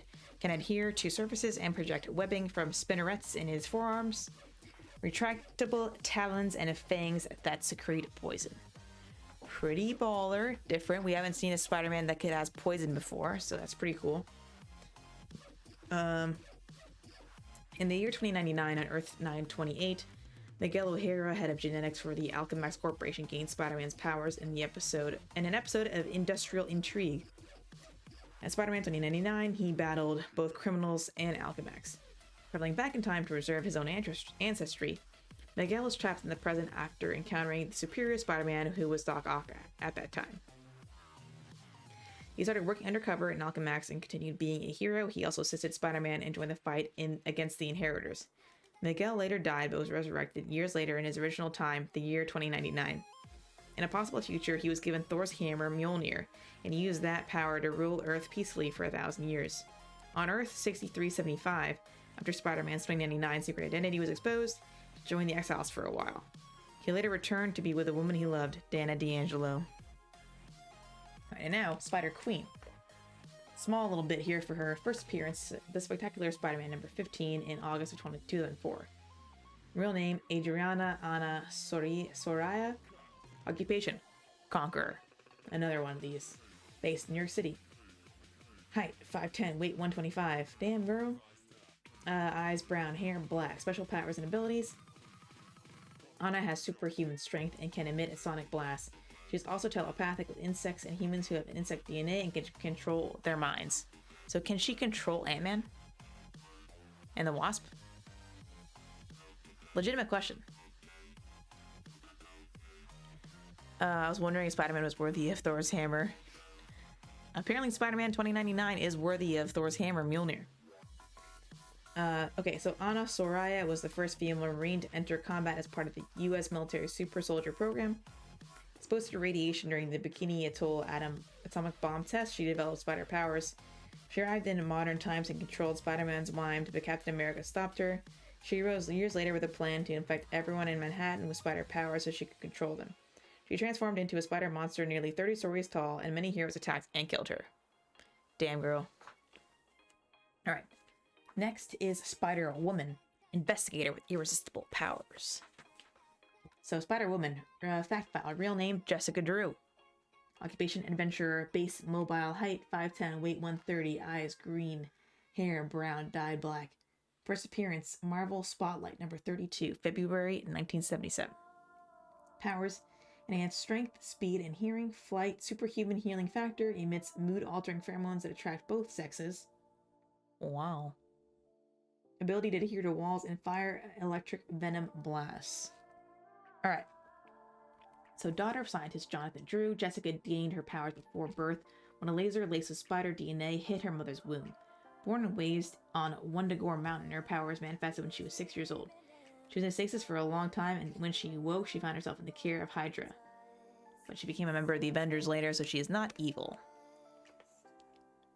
Super spy. Trained by the Taskmaster, and with her mind warped by Mentalo, Jessica became an agent of Hydra. So the Taskmaster, we see the Taskmaster in, forgot which show. It's in a recent show. Why am I not thinking of it? But the Taskmaster can basically, he can replicate Black Widow. Yeah, Black Widow, right? It was Black Widow? He can, like, replicate anyone's, like, moveset and everything. No, was it Black Widow? Yeah. Wait. I'm gonna look that up. But anyway, we saw Taskmaster already. He's appeared in the MCU. Captured by S.H.I.E.L.D. on her first mission and then released, she went underground. She resurfaced to become an agent of S.H.I.E.L.D. for a short time, after which she struck out on her own. Calling herself Spider-Woman, Jessica became a private investigator, a bounty hunter, and sometimes superhero. At one point, she saved the life of Giant Man, Bill Foster, through a blood transfusion and lost some of her powers in the process. Others took on the name of Spider-Woman, but when Hydra offered to restore Jessica's powers if she would become their agent, she accepted the deal and then contacted Nick Fury and became a double agent for S.H.I.E.L.D. Shortly thereafter, she was kidnapped by the Skrulls and replaced by Queen Veranke. While posing as Jessica, Veranke led the secret invasion. Norman Osborn shot and killed Veranke in the final battle of the Skrull invasion. Jessica, along with several other replaced heroes, were found in a Skrull prison ship and brought back to Earth. She has since rejoined the Avengers team led by Captain America, who is Bucky Barnes in this timeline here. No, Black Widow doesn't have powers, but she's like basically, she has like super soldier kind of serum-ish thing going on with her. But Taskmaster is able to like replicate her like moveset, I believe. Like just like her like fighting ability. I'm pretty sure it was intact. Hold on. Let me look it up here. I'm pretty sure it was Black Widow.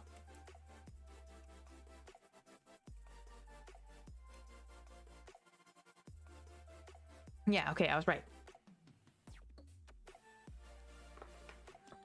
Yeah, Taskmaster first appeared in the Avengers Avengers number 195, May 1980.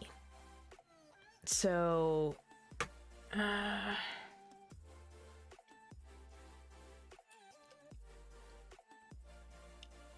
So in the movie, I'll read this directly off of the Wikipedia page. So Antonia Dreykov, also known as Taskmaster, is the daughter of General Dreykov, who possesses uncanny photographic reflexes that allow her to mimic the fighting styles of other individuals. Having been gravely injured during an assassination attempt on her father, Antonia had her mind and body controlled by a chip, turning her into the Taskmaster.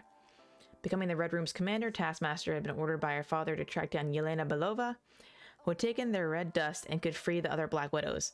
This put Taskmaster on a collision course with the person who nearly killed her years earlier, Natasha Romanoff. However, as Romanoff had successfully killed Dreykov and destroyed the Red Room Academy, Taskmaster was exposed to the red dust, freeing her mind from Dreykov's control and allowing her to then escape in order to rebuild her life. So that is the Taskmaster. All right.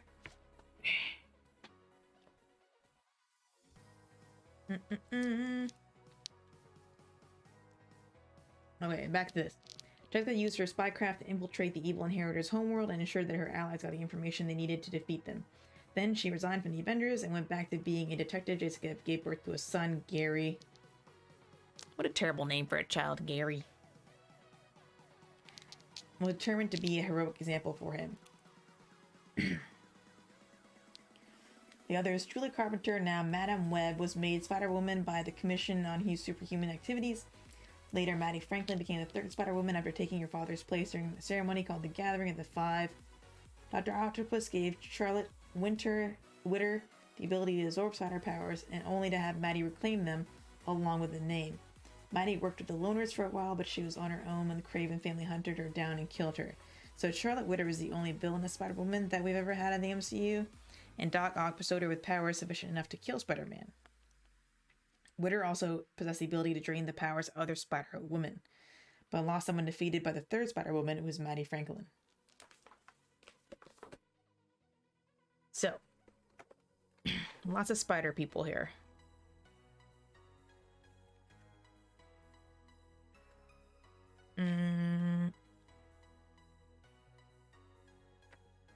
Alright, you guys think about some more people for me to read off. I am going to go to the bathroom real quick. I will be right back. Think about other people. Think about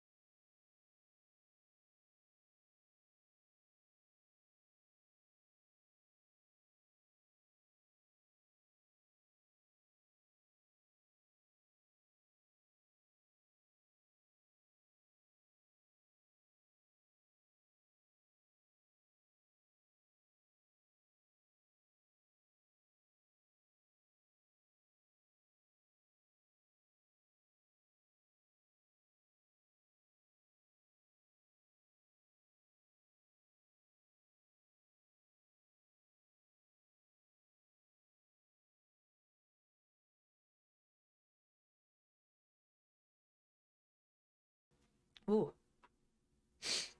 Alright, we're back.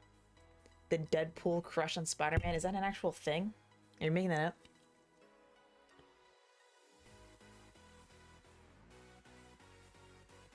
Oh, wait, yeah, no. No, there isn't. What are you talking about now?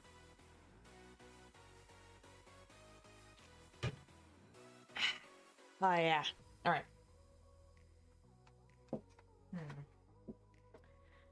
What else can we find in this book of amazingness? Nobody? Think of anything?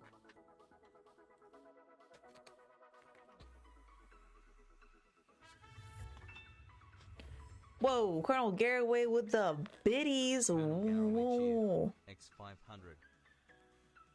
Colonel Garraway, thank you for the biddies. Thank you so much. Appreciate that. And move this up to the front.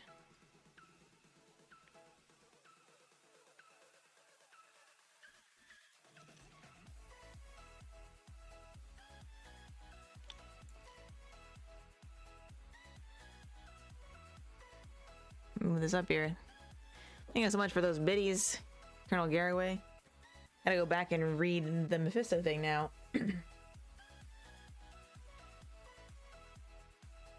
I never actually finished reading the Mephisto thing, so I wanted to be here for it.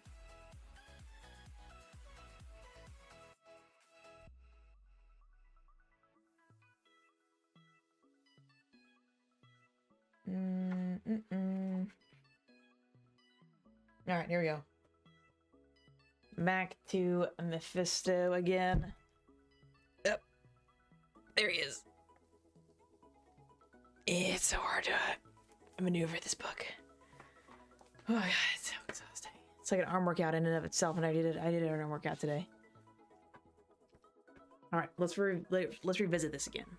So Mephisto, fact file, real name, unrevealed, occupation, ruler of an extra-dimensional realm of the dead, base, a hell dimension, height 6'6", weight 310. He a thick boy. Eyes variable, usually white with no visible pupils or irises. Hair variable, usually black. First appearance Silver Surfer number 3, December 1968. Powers. Possesses virtually unlimited ability to manipulate magical energies, potentially incalculable strength, godlike durability, immortality, and shapeshifting ability. He can possess the souls of those who hand them over willingly, which is a very big problem for the MCU coming into the future if people are desperate enough to cut a deal with him. Wonder what a meeting between Mephisto and Loki would be like. I think that would be very interesting. I would love to see that. Because then there's another thing too, like, is Loki desperate enough to cut a deal with Mephisto as well after the events of the Loki show? That's a good thing to think about. Alright, so Mephisto can magically augment his strength to an immeasurable extent, rivaling even the possibly limitless power of the Hulk. Fun fact. Mephisto is an extra-dimensional demon of immense power who often poses as Satan. He continually schemes to make bargains with other people for their souls. Mephisto especially covets the souls of heroes for their purity, and has repeatedly sought the soul of the noble Silver Surfer. Mephisto has also contended with Thor, Doctor Strange, Daredevil, and Fantastic Four, and many others. Dirty deeds. It was Mephisto, pretending to be Satan, who bonded the demon Zarathos to Johnny Blaze, turning him into the Ghost Rider. So if you guys have seen the Ghost Rider movies with Nick Cage, which I think are actually good movies. They're bad, but they're like good movies. That guy that you see is Mephisto. It's not Satan. He also held the soul of Dr. Doom's mother until Strange helped Doom free her. Mephisto has a son, Blackheart, and a daughter, Mephisto, who sometimes work with him. Other demons impersonate him from time to time, usually weaker creatures who wish to trade off his fearsome reputation. The Scarlet Witch once unwittingly used fragments of Mephisto's soul to give life to her twin sons. Mephisto's reclamation of these fragments drove her mad, resulting in her altering all reality. When she finally brought the world back to normal, she did so by removing the mutant gene from most of the population of the planet, an event known as M-Day, which then leads into the House of M storyline. Yes, so I don't know if you've seen those Ghost Rider movies, Colonel Garraway, but that's the dude, that's the guy, Mephisto. He's already appeared technically, but I don't know if Ghost Rider movies are technically part of the MCU because they were kind of made before the MCU itself. Does Mephisto have a connection to the Darkhold? I believe he does. This entry in this encyclopedia does not mention the Darkhold, but I feel like he probably does, or at least he definitely knows that it exists, right? Like I think he has to know that. Like maybe he helped write part of it if he's like this supreme demon who has almost unrivaled power. I feel like he would have had a hand in making the Darkhold, you know? Everything is linked. Everything is linked. So, cutting deals. Mephisto made a deal with Spider-Man to save his aunt Mary Parker and erase memory of Spider-Man's secret identity from the world, in exchange for destroying his marriage to Mary Jane Watson, which was apparently so pure that he needed it, because he destroys pure things, like we read about. In all his years, Mephisto had rarely seen two people so happy with each other, and crushing that pure and beautiful thing brought him immense delight. When the New Mutants accidentally found themselves in Mephisto's hell rather than Hela's hell, he offered to bring them where they wished to be if Magma agreed to go on a date with him. When Las Vegas was destroyed during the Hydra Captain America's time in power, Mephisto tried to lay claim to the city but was defeated by Doctor Strange and his allies. He lost the throne of hell to Johnny Blaze and was imprisoned. However, being an immortal, Mephisto often makes plans that may not come to their fruition for decades, if not centuries.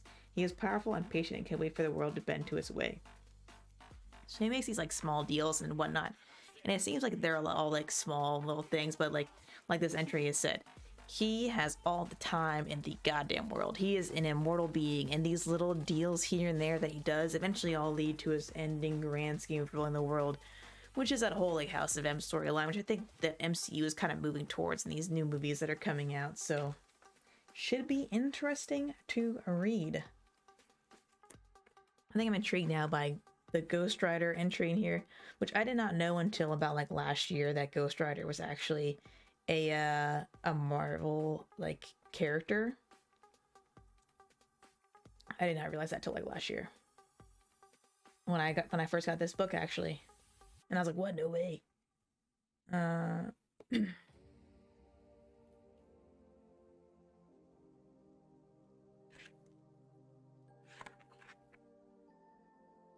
Okay, yep, here we go.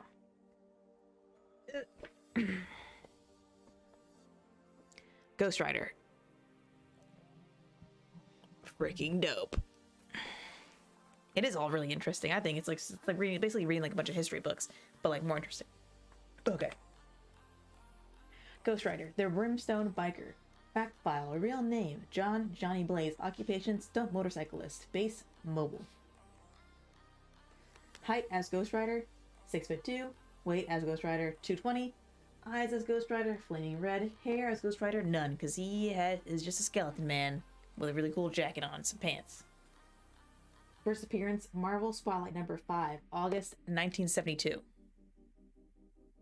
So powers, turns into a superhuman mystical being that projects hellfire. Ghost Rider can create a mystical motorcycle from hellfire. Ghost Rider 2's penance stare causes wrongdoers to suffer the same emotional pain that they inflicted on them. So there are multiple multiple Ghost Riders. There isn't just like one Ghost Rider. There are multiples of Ghost Riders. So the first one, there's like the one that we just talked about, has the mystical motorcycle from Hellfire, and then Ghost Rider 2's penance stare. So for the Ghost Rider movie, they basically just combined Ghost Rider 1 and 2 into one person, into Johnny Blaze. So the Ghost Riders are brilliant motorcyclists who can perform incredible stunts. Their mystical bikes enable them to drive up walls or even across water. So, posing as Satan, Mephisto approached stunt motorcyclist Johnny Blaze and agreed to cure Blaze's mentor Crash Simpson of a fatal disease in exchange for Blaze's soul. Simpson then died performing a stunt. Mephisto bonded the demon Zarathos to Blaze's body, transforming him into the demonic Ghost Rider. Blaze was temporarily freed of the curse when Zarathos became trapped in a crystal of souls, but that was far from the end of the Ghost Rider. The family curse. When criminals wounded Barbara Ketch, her brother Dan carried her to a junkyard. With Barbara's innocent blood in his hands, Dan touched a mysterious motorcycle and became the new Ghost Rider. Danny Ketch and Johnny Blaze later learned that they were brothers, each with their own demon. Johnny was once more bonded with Zarathos to become a Ghost Rider and pursued the demon of Lucifer. The rogue angel Zadkiel convinced Danny to collect the power of the spirits of vengeance around the world, including Johnny's. As it turned out that these spirits came not from demons but angels. However, Zadkiel was actually using Danny to gather the power for himself, so he could launch an assault on the walls of heaven. That Ghost Rider Motorcycle Club. It sounds metal! Yeah, it sounds dope. Man, me patches. Danny and Johnny reunited with other spirits of vengeance to topple Zadkiel from his stolen throne. The New Rider. Wishing to be rid of Ghost Rider, Johnny cut a deal with Adam, the first man and creator of Sin, to give up his spirit of vengeance to a stranger. It wound up with a young Nicaraguan woman, Alejandra, who Adam forced to eliminate Sin in Nicaragua by turning its people mindless. Realizing his mistake, Johnny tried to stop Alejandra and Adam from eradicating Sin across the earth. Alejandra broke free from Adam's control just in time. John mentored Alejandra in the use of her powers, but she proved a headstrong student. Racing off to stop an incursion from Hell in Las Vegas, she activated it instead.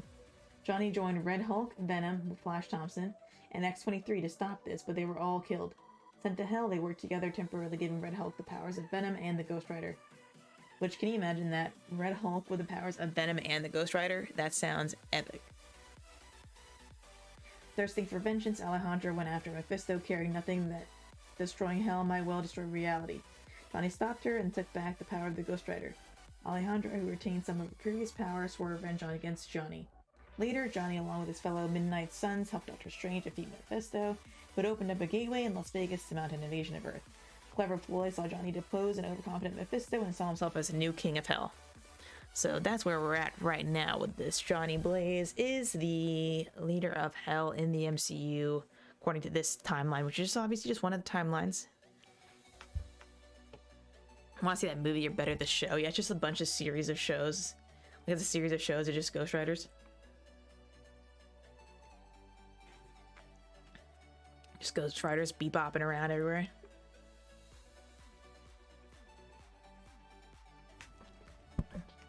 Yeah. All right. Little half pager here on Liz Allan. Okay. Let's read into Liz. Liz Allan, fact file, real name Elizabeth Allan. Makes sense. Occupation, businesswoman. Base, mobile. Height, 5'9", weight, 135. Eyes, blonde. I'm sorry, eyes blonde. Eyes blue. Hair blonde. Yeah, no connection to Woody Allen in the slightest. Names are spelled differently, obviously. First appearance, Amazing Fantasy number 15 in August of 1962. Okay, so she's actually a part of the Spider-Man Flash Thompson story here. So Elizabeth, aka Liz Allan, was a talented CEO who formed her own multinational and multi-billion-dollar business empire. Liz was a popular student at Midtown High. Peter Parker had a crush on her, but they went on to become good friends. After high school, Liz became a nurse and cared for her stepbrother, Mark Raxton, who became the Molten Man. Soon she fell in love and met Harry Osborn.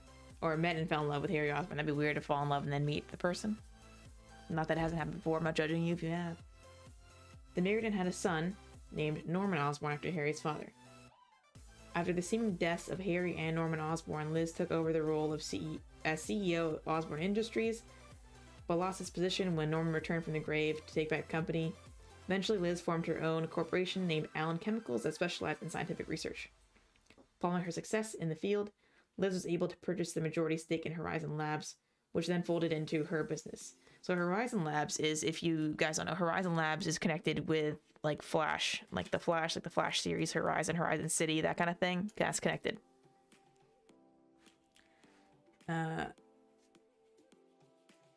It's not actually, I'm just kidding. That's DC. But so Horizon Labs is basically like the competitor to Osborn Industries. Okay, then Liz agrees to merge the company with Oscorp to become Alchemax. So yeah, with Liz as CEO. So she eventually took over the whole thing. And her son Norman, aka Norman, grew up hating Spider-Man because he thought that the hero would hurt his dad. When his grandfather became the Red Goblin, he kidnapped Norman and forced upon his grandson a portion of the Carnage symbiote. Norman was turned into the Goblin Child, with child spelt with an E at the end, and tried to kill Aunt May Parker. Goblin Child betrayed his grandfather when Spider-Man saved his mother. Alchemax's scientists seemed to purge him of the Carnage symbiote, but a small portion lurked inside his eyeball. And Goblin Child was a vicious and jealous villain with a range of superpowers. So that is Liz. As Liz Allan.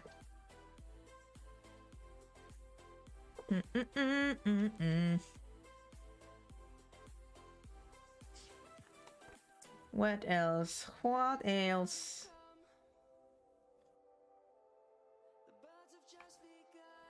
I'm just gonna float through here.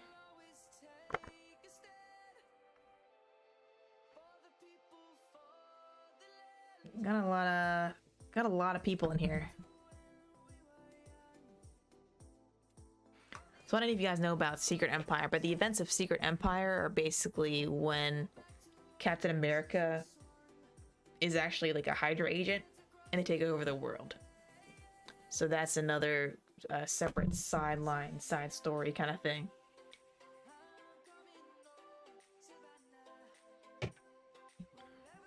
Which looks pretty cool, especially this artwork here on this page. Look how cool that looks. Isn't that neat? So much neatness. Oh yeah, this book is so heavy. Okay. I'm gonna read it. I'm gonna read it to you. Secret Empire. So Secret Empire, Hydra takes over the world. Captain America is their agent instead of being an agent for S.H.I.E.L.D. World takeover. So issue number 0. So this is its own comic book series. With Earth and its heroes assailed by challenges on all sides, Captain America makes his move, revealing his allegiance to Hydra and seizing control of the United States. So, hoping to rid the world of supervillains, S.H.I.E.L.D. created its own reality-altering cosmic cube from fractured pieces. The pieces became the childlike Kobik, who fell under the influence of Red Skull. At the evil genius's prompting, Kobik replaced Captain America Steve Rogers as head of S.H.I.E.L.D. with an evil version, which is a sleeper agent for the terrorist organization of Hydra. So, the original Steve, obviously, still exists. However, it was replaced with this imposter. Alright, the Tony Stark AI led the superheroes of the underground on a daring mission to infiltrate Ultron's fortress in Alaska to retrieve a fragment of the cosmic cube and hopefully prevent Hydra from taking over the world. Agent of Hydra Steve Rogers soon put his plans for Hydra's world conquest into operation. To stretch S.H.I.E.L.D.'s resources to breaking point, he arranged for Hydra to shut down the planetary defense shield while an invasion force of alien Chitauri was heading towards Earth.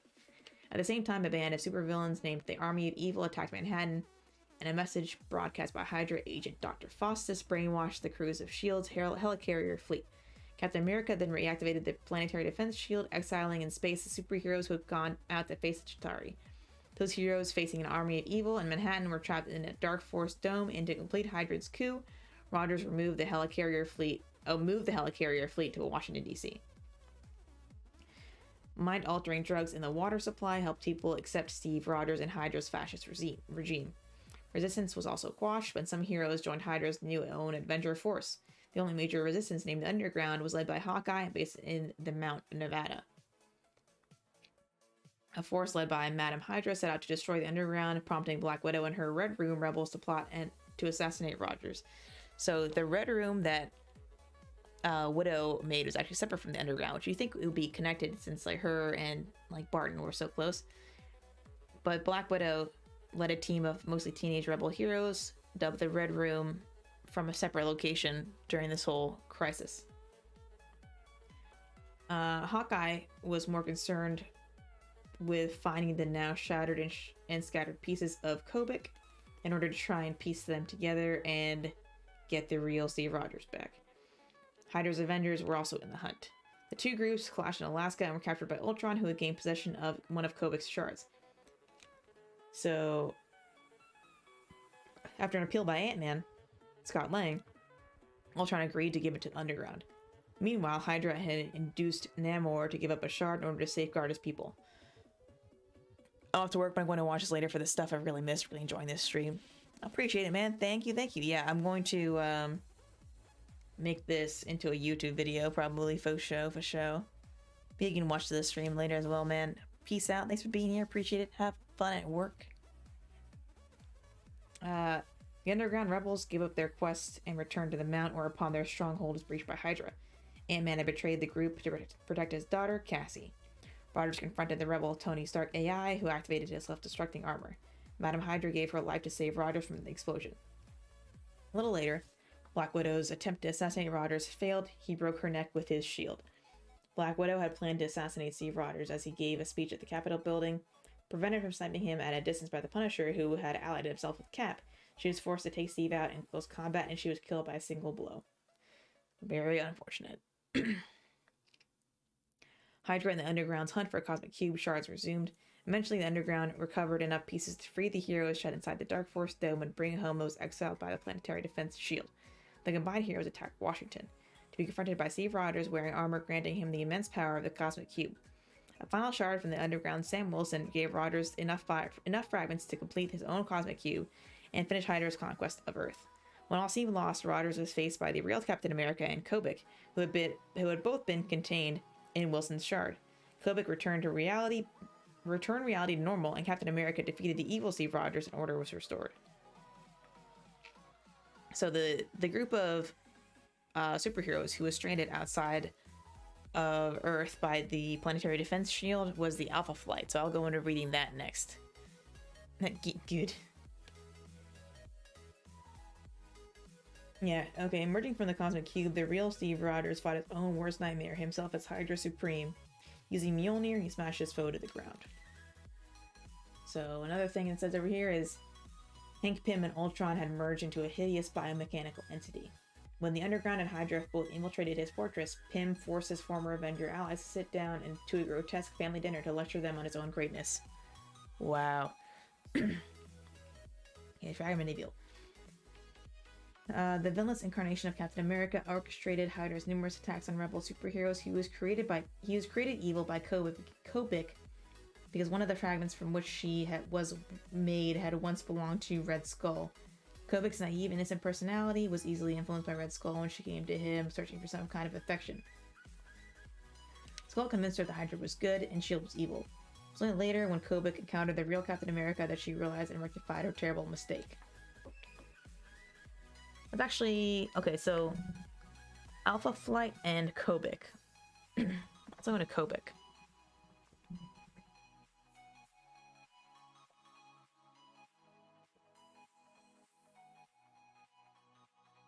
So Kobik is adorable.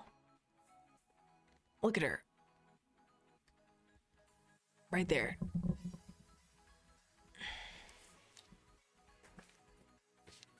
So Kobik, fact file, first appearance, Avengers Standoff, welcome to Pleasant Hill number 1, April 2016. Real name, Kobik. Occupation, none.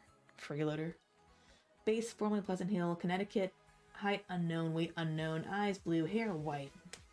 Special powers and abilities, near omnipotence. Ability to reshape reality, which reminds me of kind of the Watchers, if the Watchers didn't have their stupid thing where they weren't allowed to, like, do anything. That smile. I know, look at her big smile. So Kobik is a sentient cosmic cube that took on the form of a young girl. After S.H.I.E.L.D. used her reality-altering abilities to create a prison for supervillains called Pleasant Hill, Red Skull took advantage of her naive, childlike mind, convincing her that Hydra was a force for good. Kobik created a new version of history in which Steve Rogers had been brainwashed by Hydra since he was a child. She then replaced the real Steve with a new version that she created after a series of near disasters as various villains tried to take advantage of her powers. Kobik realized her mistake and restored the original Steve Rogers, who went to Allan to defeat the evil version of himself. So that's that. Let's look up Alpha Flight here.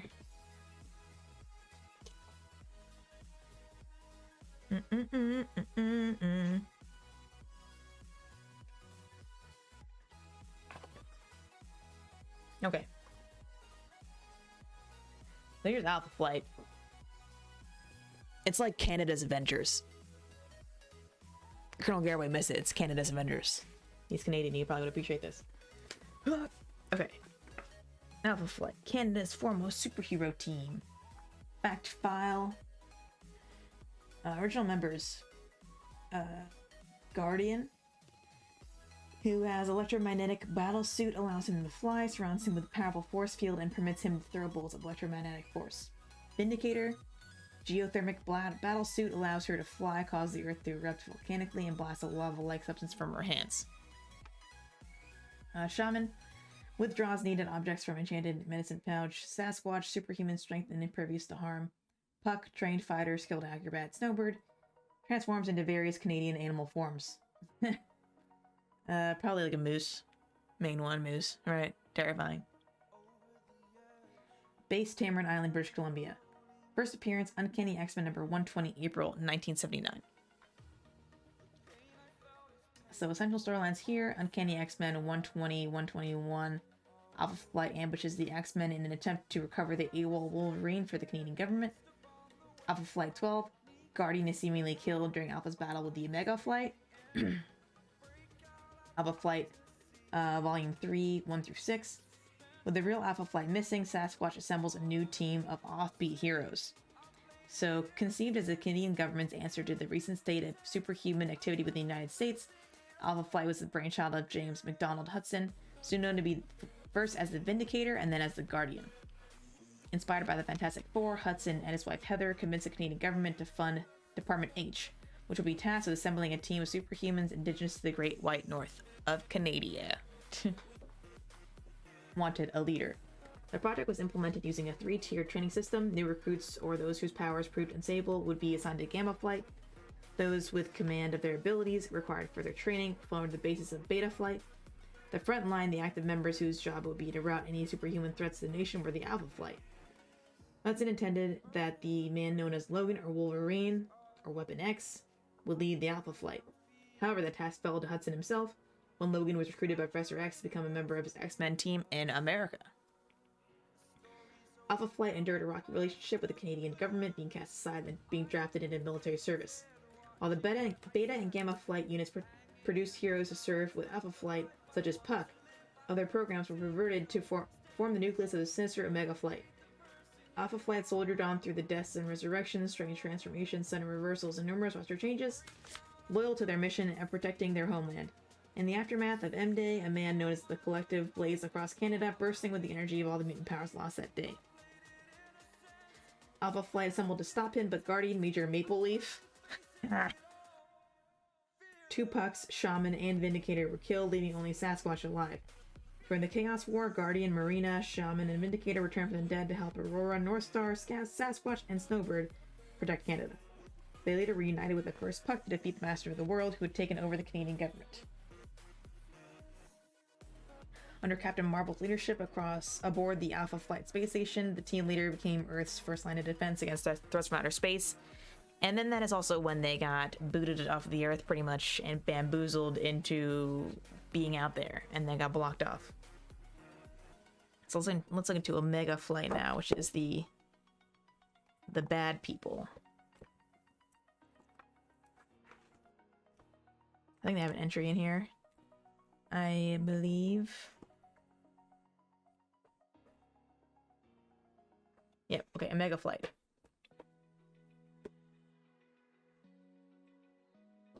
Again, Canadian.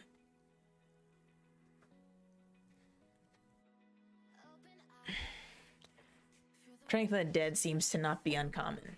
Yeah, it is definitely not uncommon in the MCU.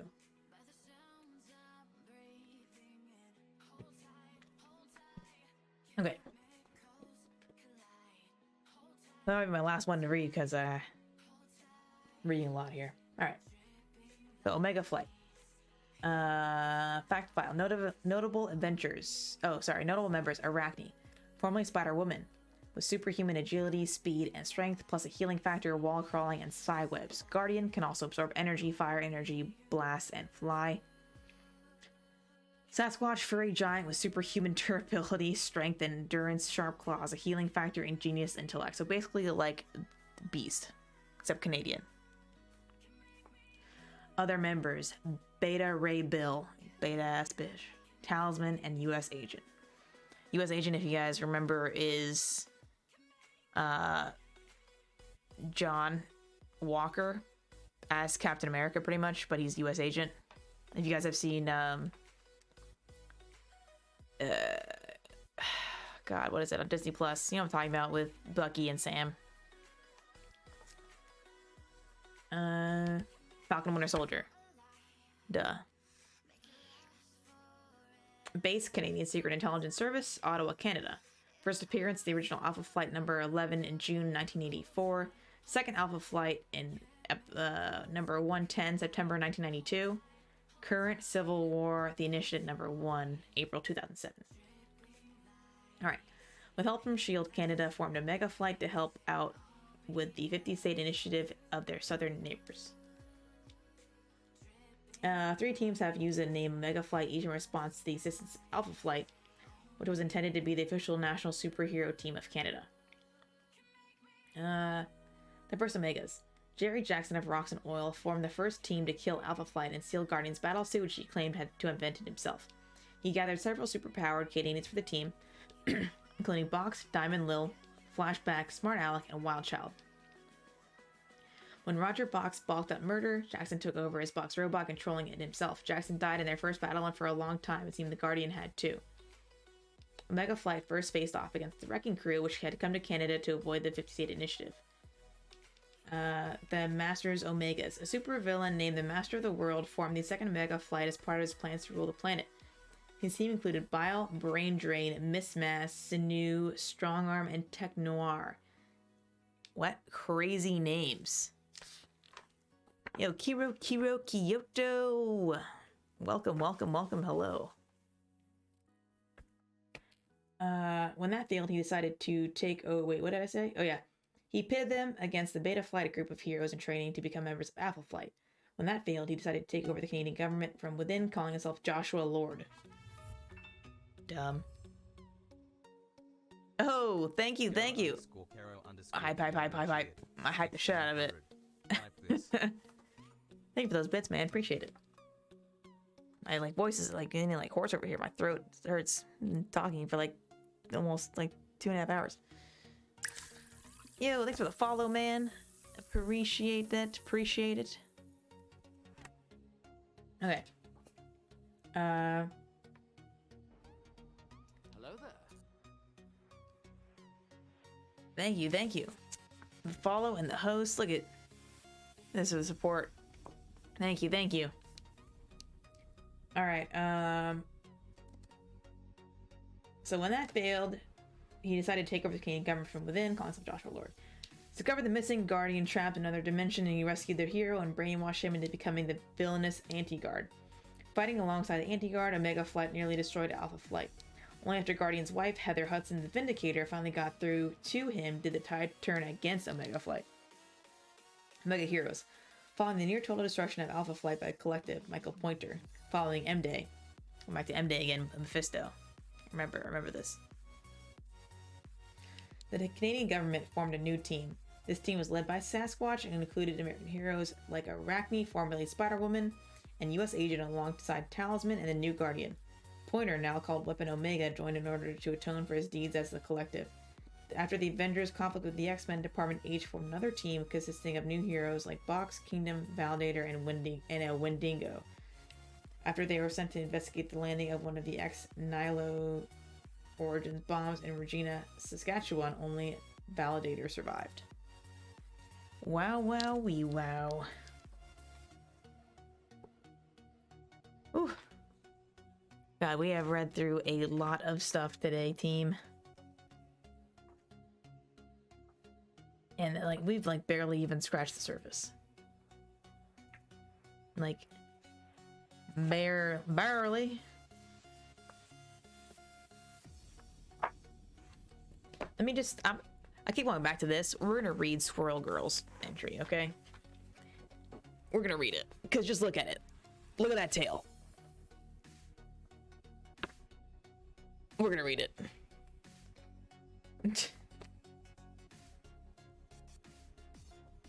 Okay. First off, it starts off strong. Squirrel Girl, unbeatable hero. Yeah, Iron Man. Yeah, there is so much Iron Man stuff and Hulk lore in here. And that's for another day. That's gonna take forever. I spent a lot of time in the Spider-Man verse today, so, and now I'm deviating on that path. So, Squirrel Girl, fact file, real name Doreen Green, occupation adventurer, babysitter, and student. Very, very diverse. Base New York City. Height 5'3", weight 100 pounds, eyes and hair brown. First appearance Marvel Superheroes number 8, December 1991. Powers. Doreen has enhanced agility, speed, and strength, plus small claws and large, sharp incisors, as well as a knuckle, spike, and a tail. She can also communicate with squirrels. Which squirrels see a lot of shit, so that should probably be a really useful skill to have. Doreen Green possesses a range of incredible abilities, including a prehensile squirrel-like tail, super strength, and a powerful jaw and teeth that enable her to bite through steel. Pretty dope. She grew up in Los Angeles believing that she was a mutant, but geneticists later discovered she was actually some form of mutate.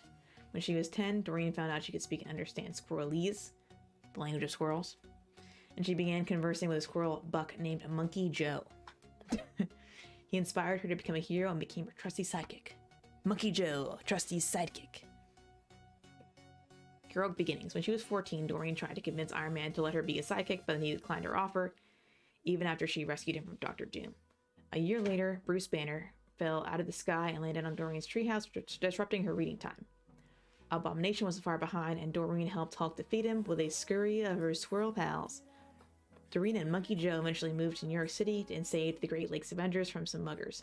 Afterwards, they joined the team, but Monkey Joe was killed by disgruntled former GLA member Leatherboy, leaving Doreen distraught. Monkey Joe, no! Sad. During a fight with Batroc the Leaper to stop him from destroying the universe, Doreen called upon squirrels for aid, but most of them were killed. Damn, she just killed a bunch of squirrels. Which also, Batroc the Leaper, back to Captain America, we already have seen Batroc the Leaper in Captain America and not Civil War and Winter Soldier. So, yo, Fear Skater, what up? Yeah, Ripper enough Monkey Joe, rest in peps.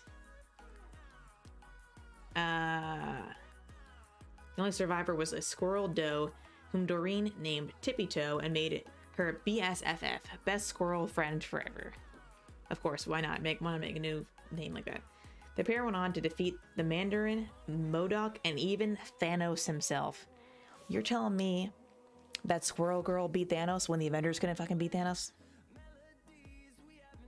This girl's OP.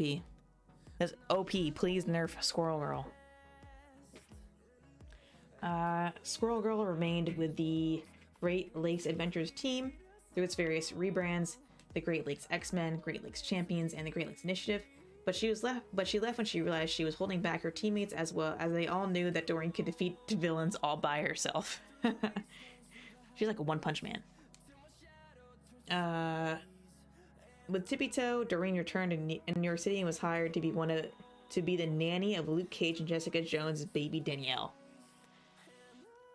College life. Following her stint as a nanny, Doreen started studying computer science at Empire State University, which is also where Peter Parker got his full ride scholarship to. She became best friends with her dorm mate, Nancy Whitehead. On our first day, she convinced Kraven the Hunter to abandon his hunt for Spider-Man, thanks to the Squirrel Information Network, the SIN, learned of Galactus' imminent arrival. She stopped the devourer of worlds from consuming the Earth by befriending him and finding him an alternative planet full of nuts to eat.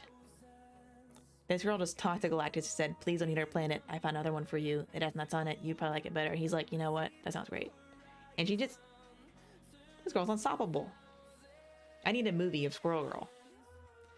Doreen started adventuring with Chipmunk Hunk and Koi Boy, two fellow students who are also heroes.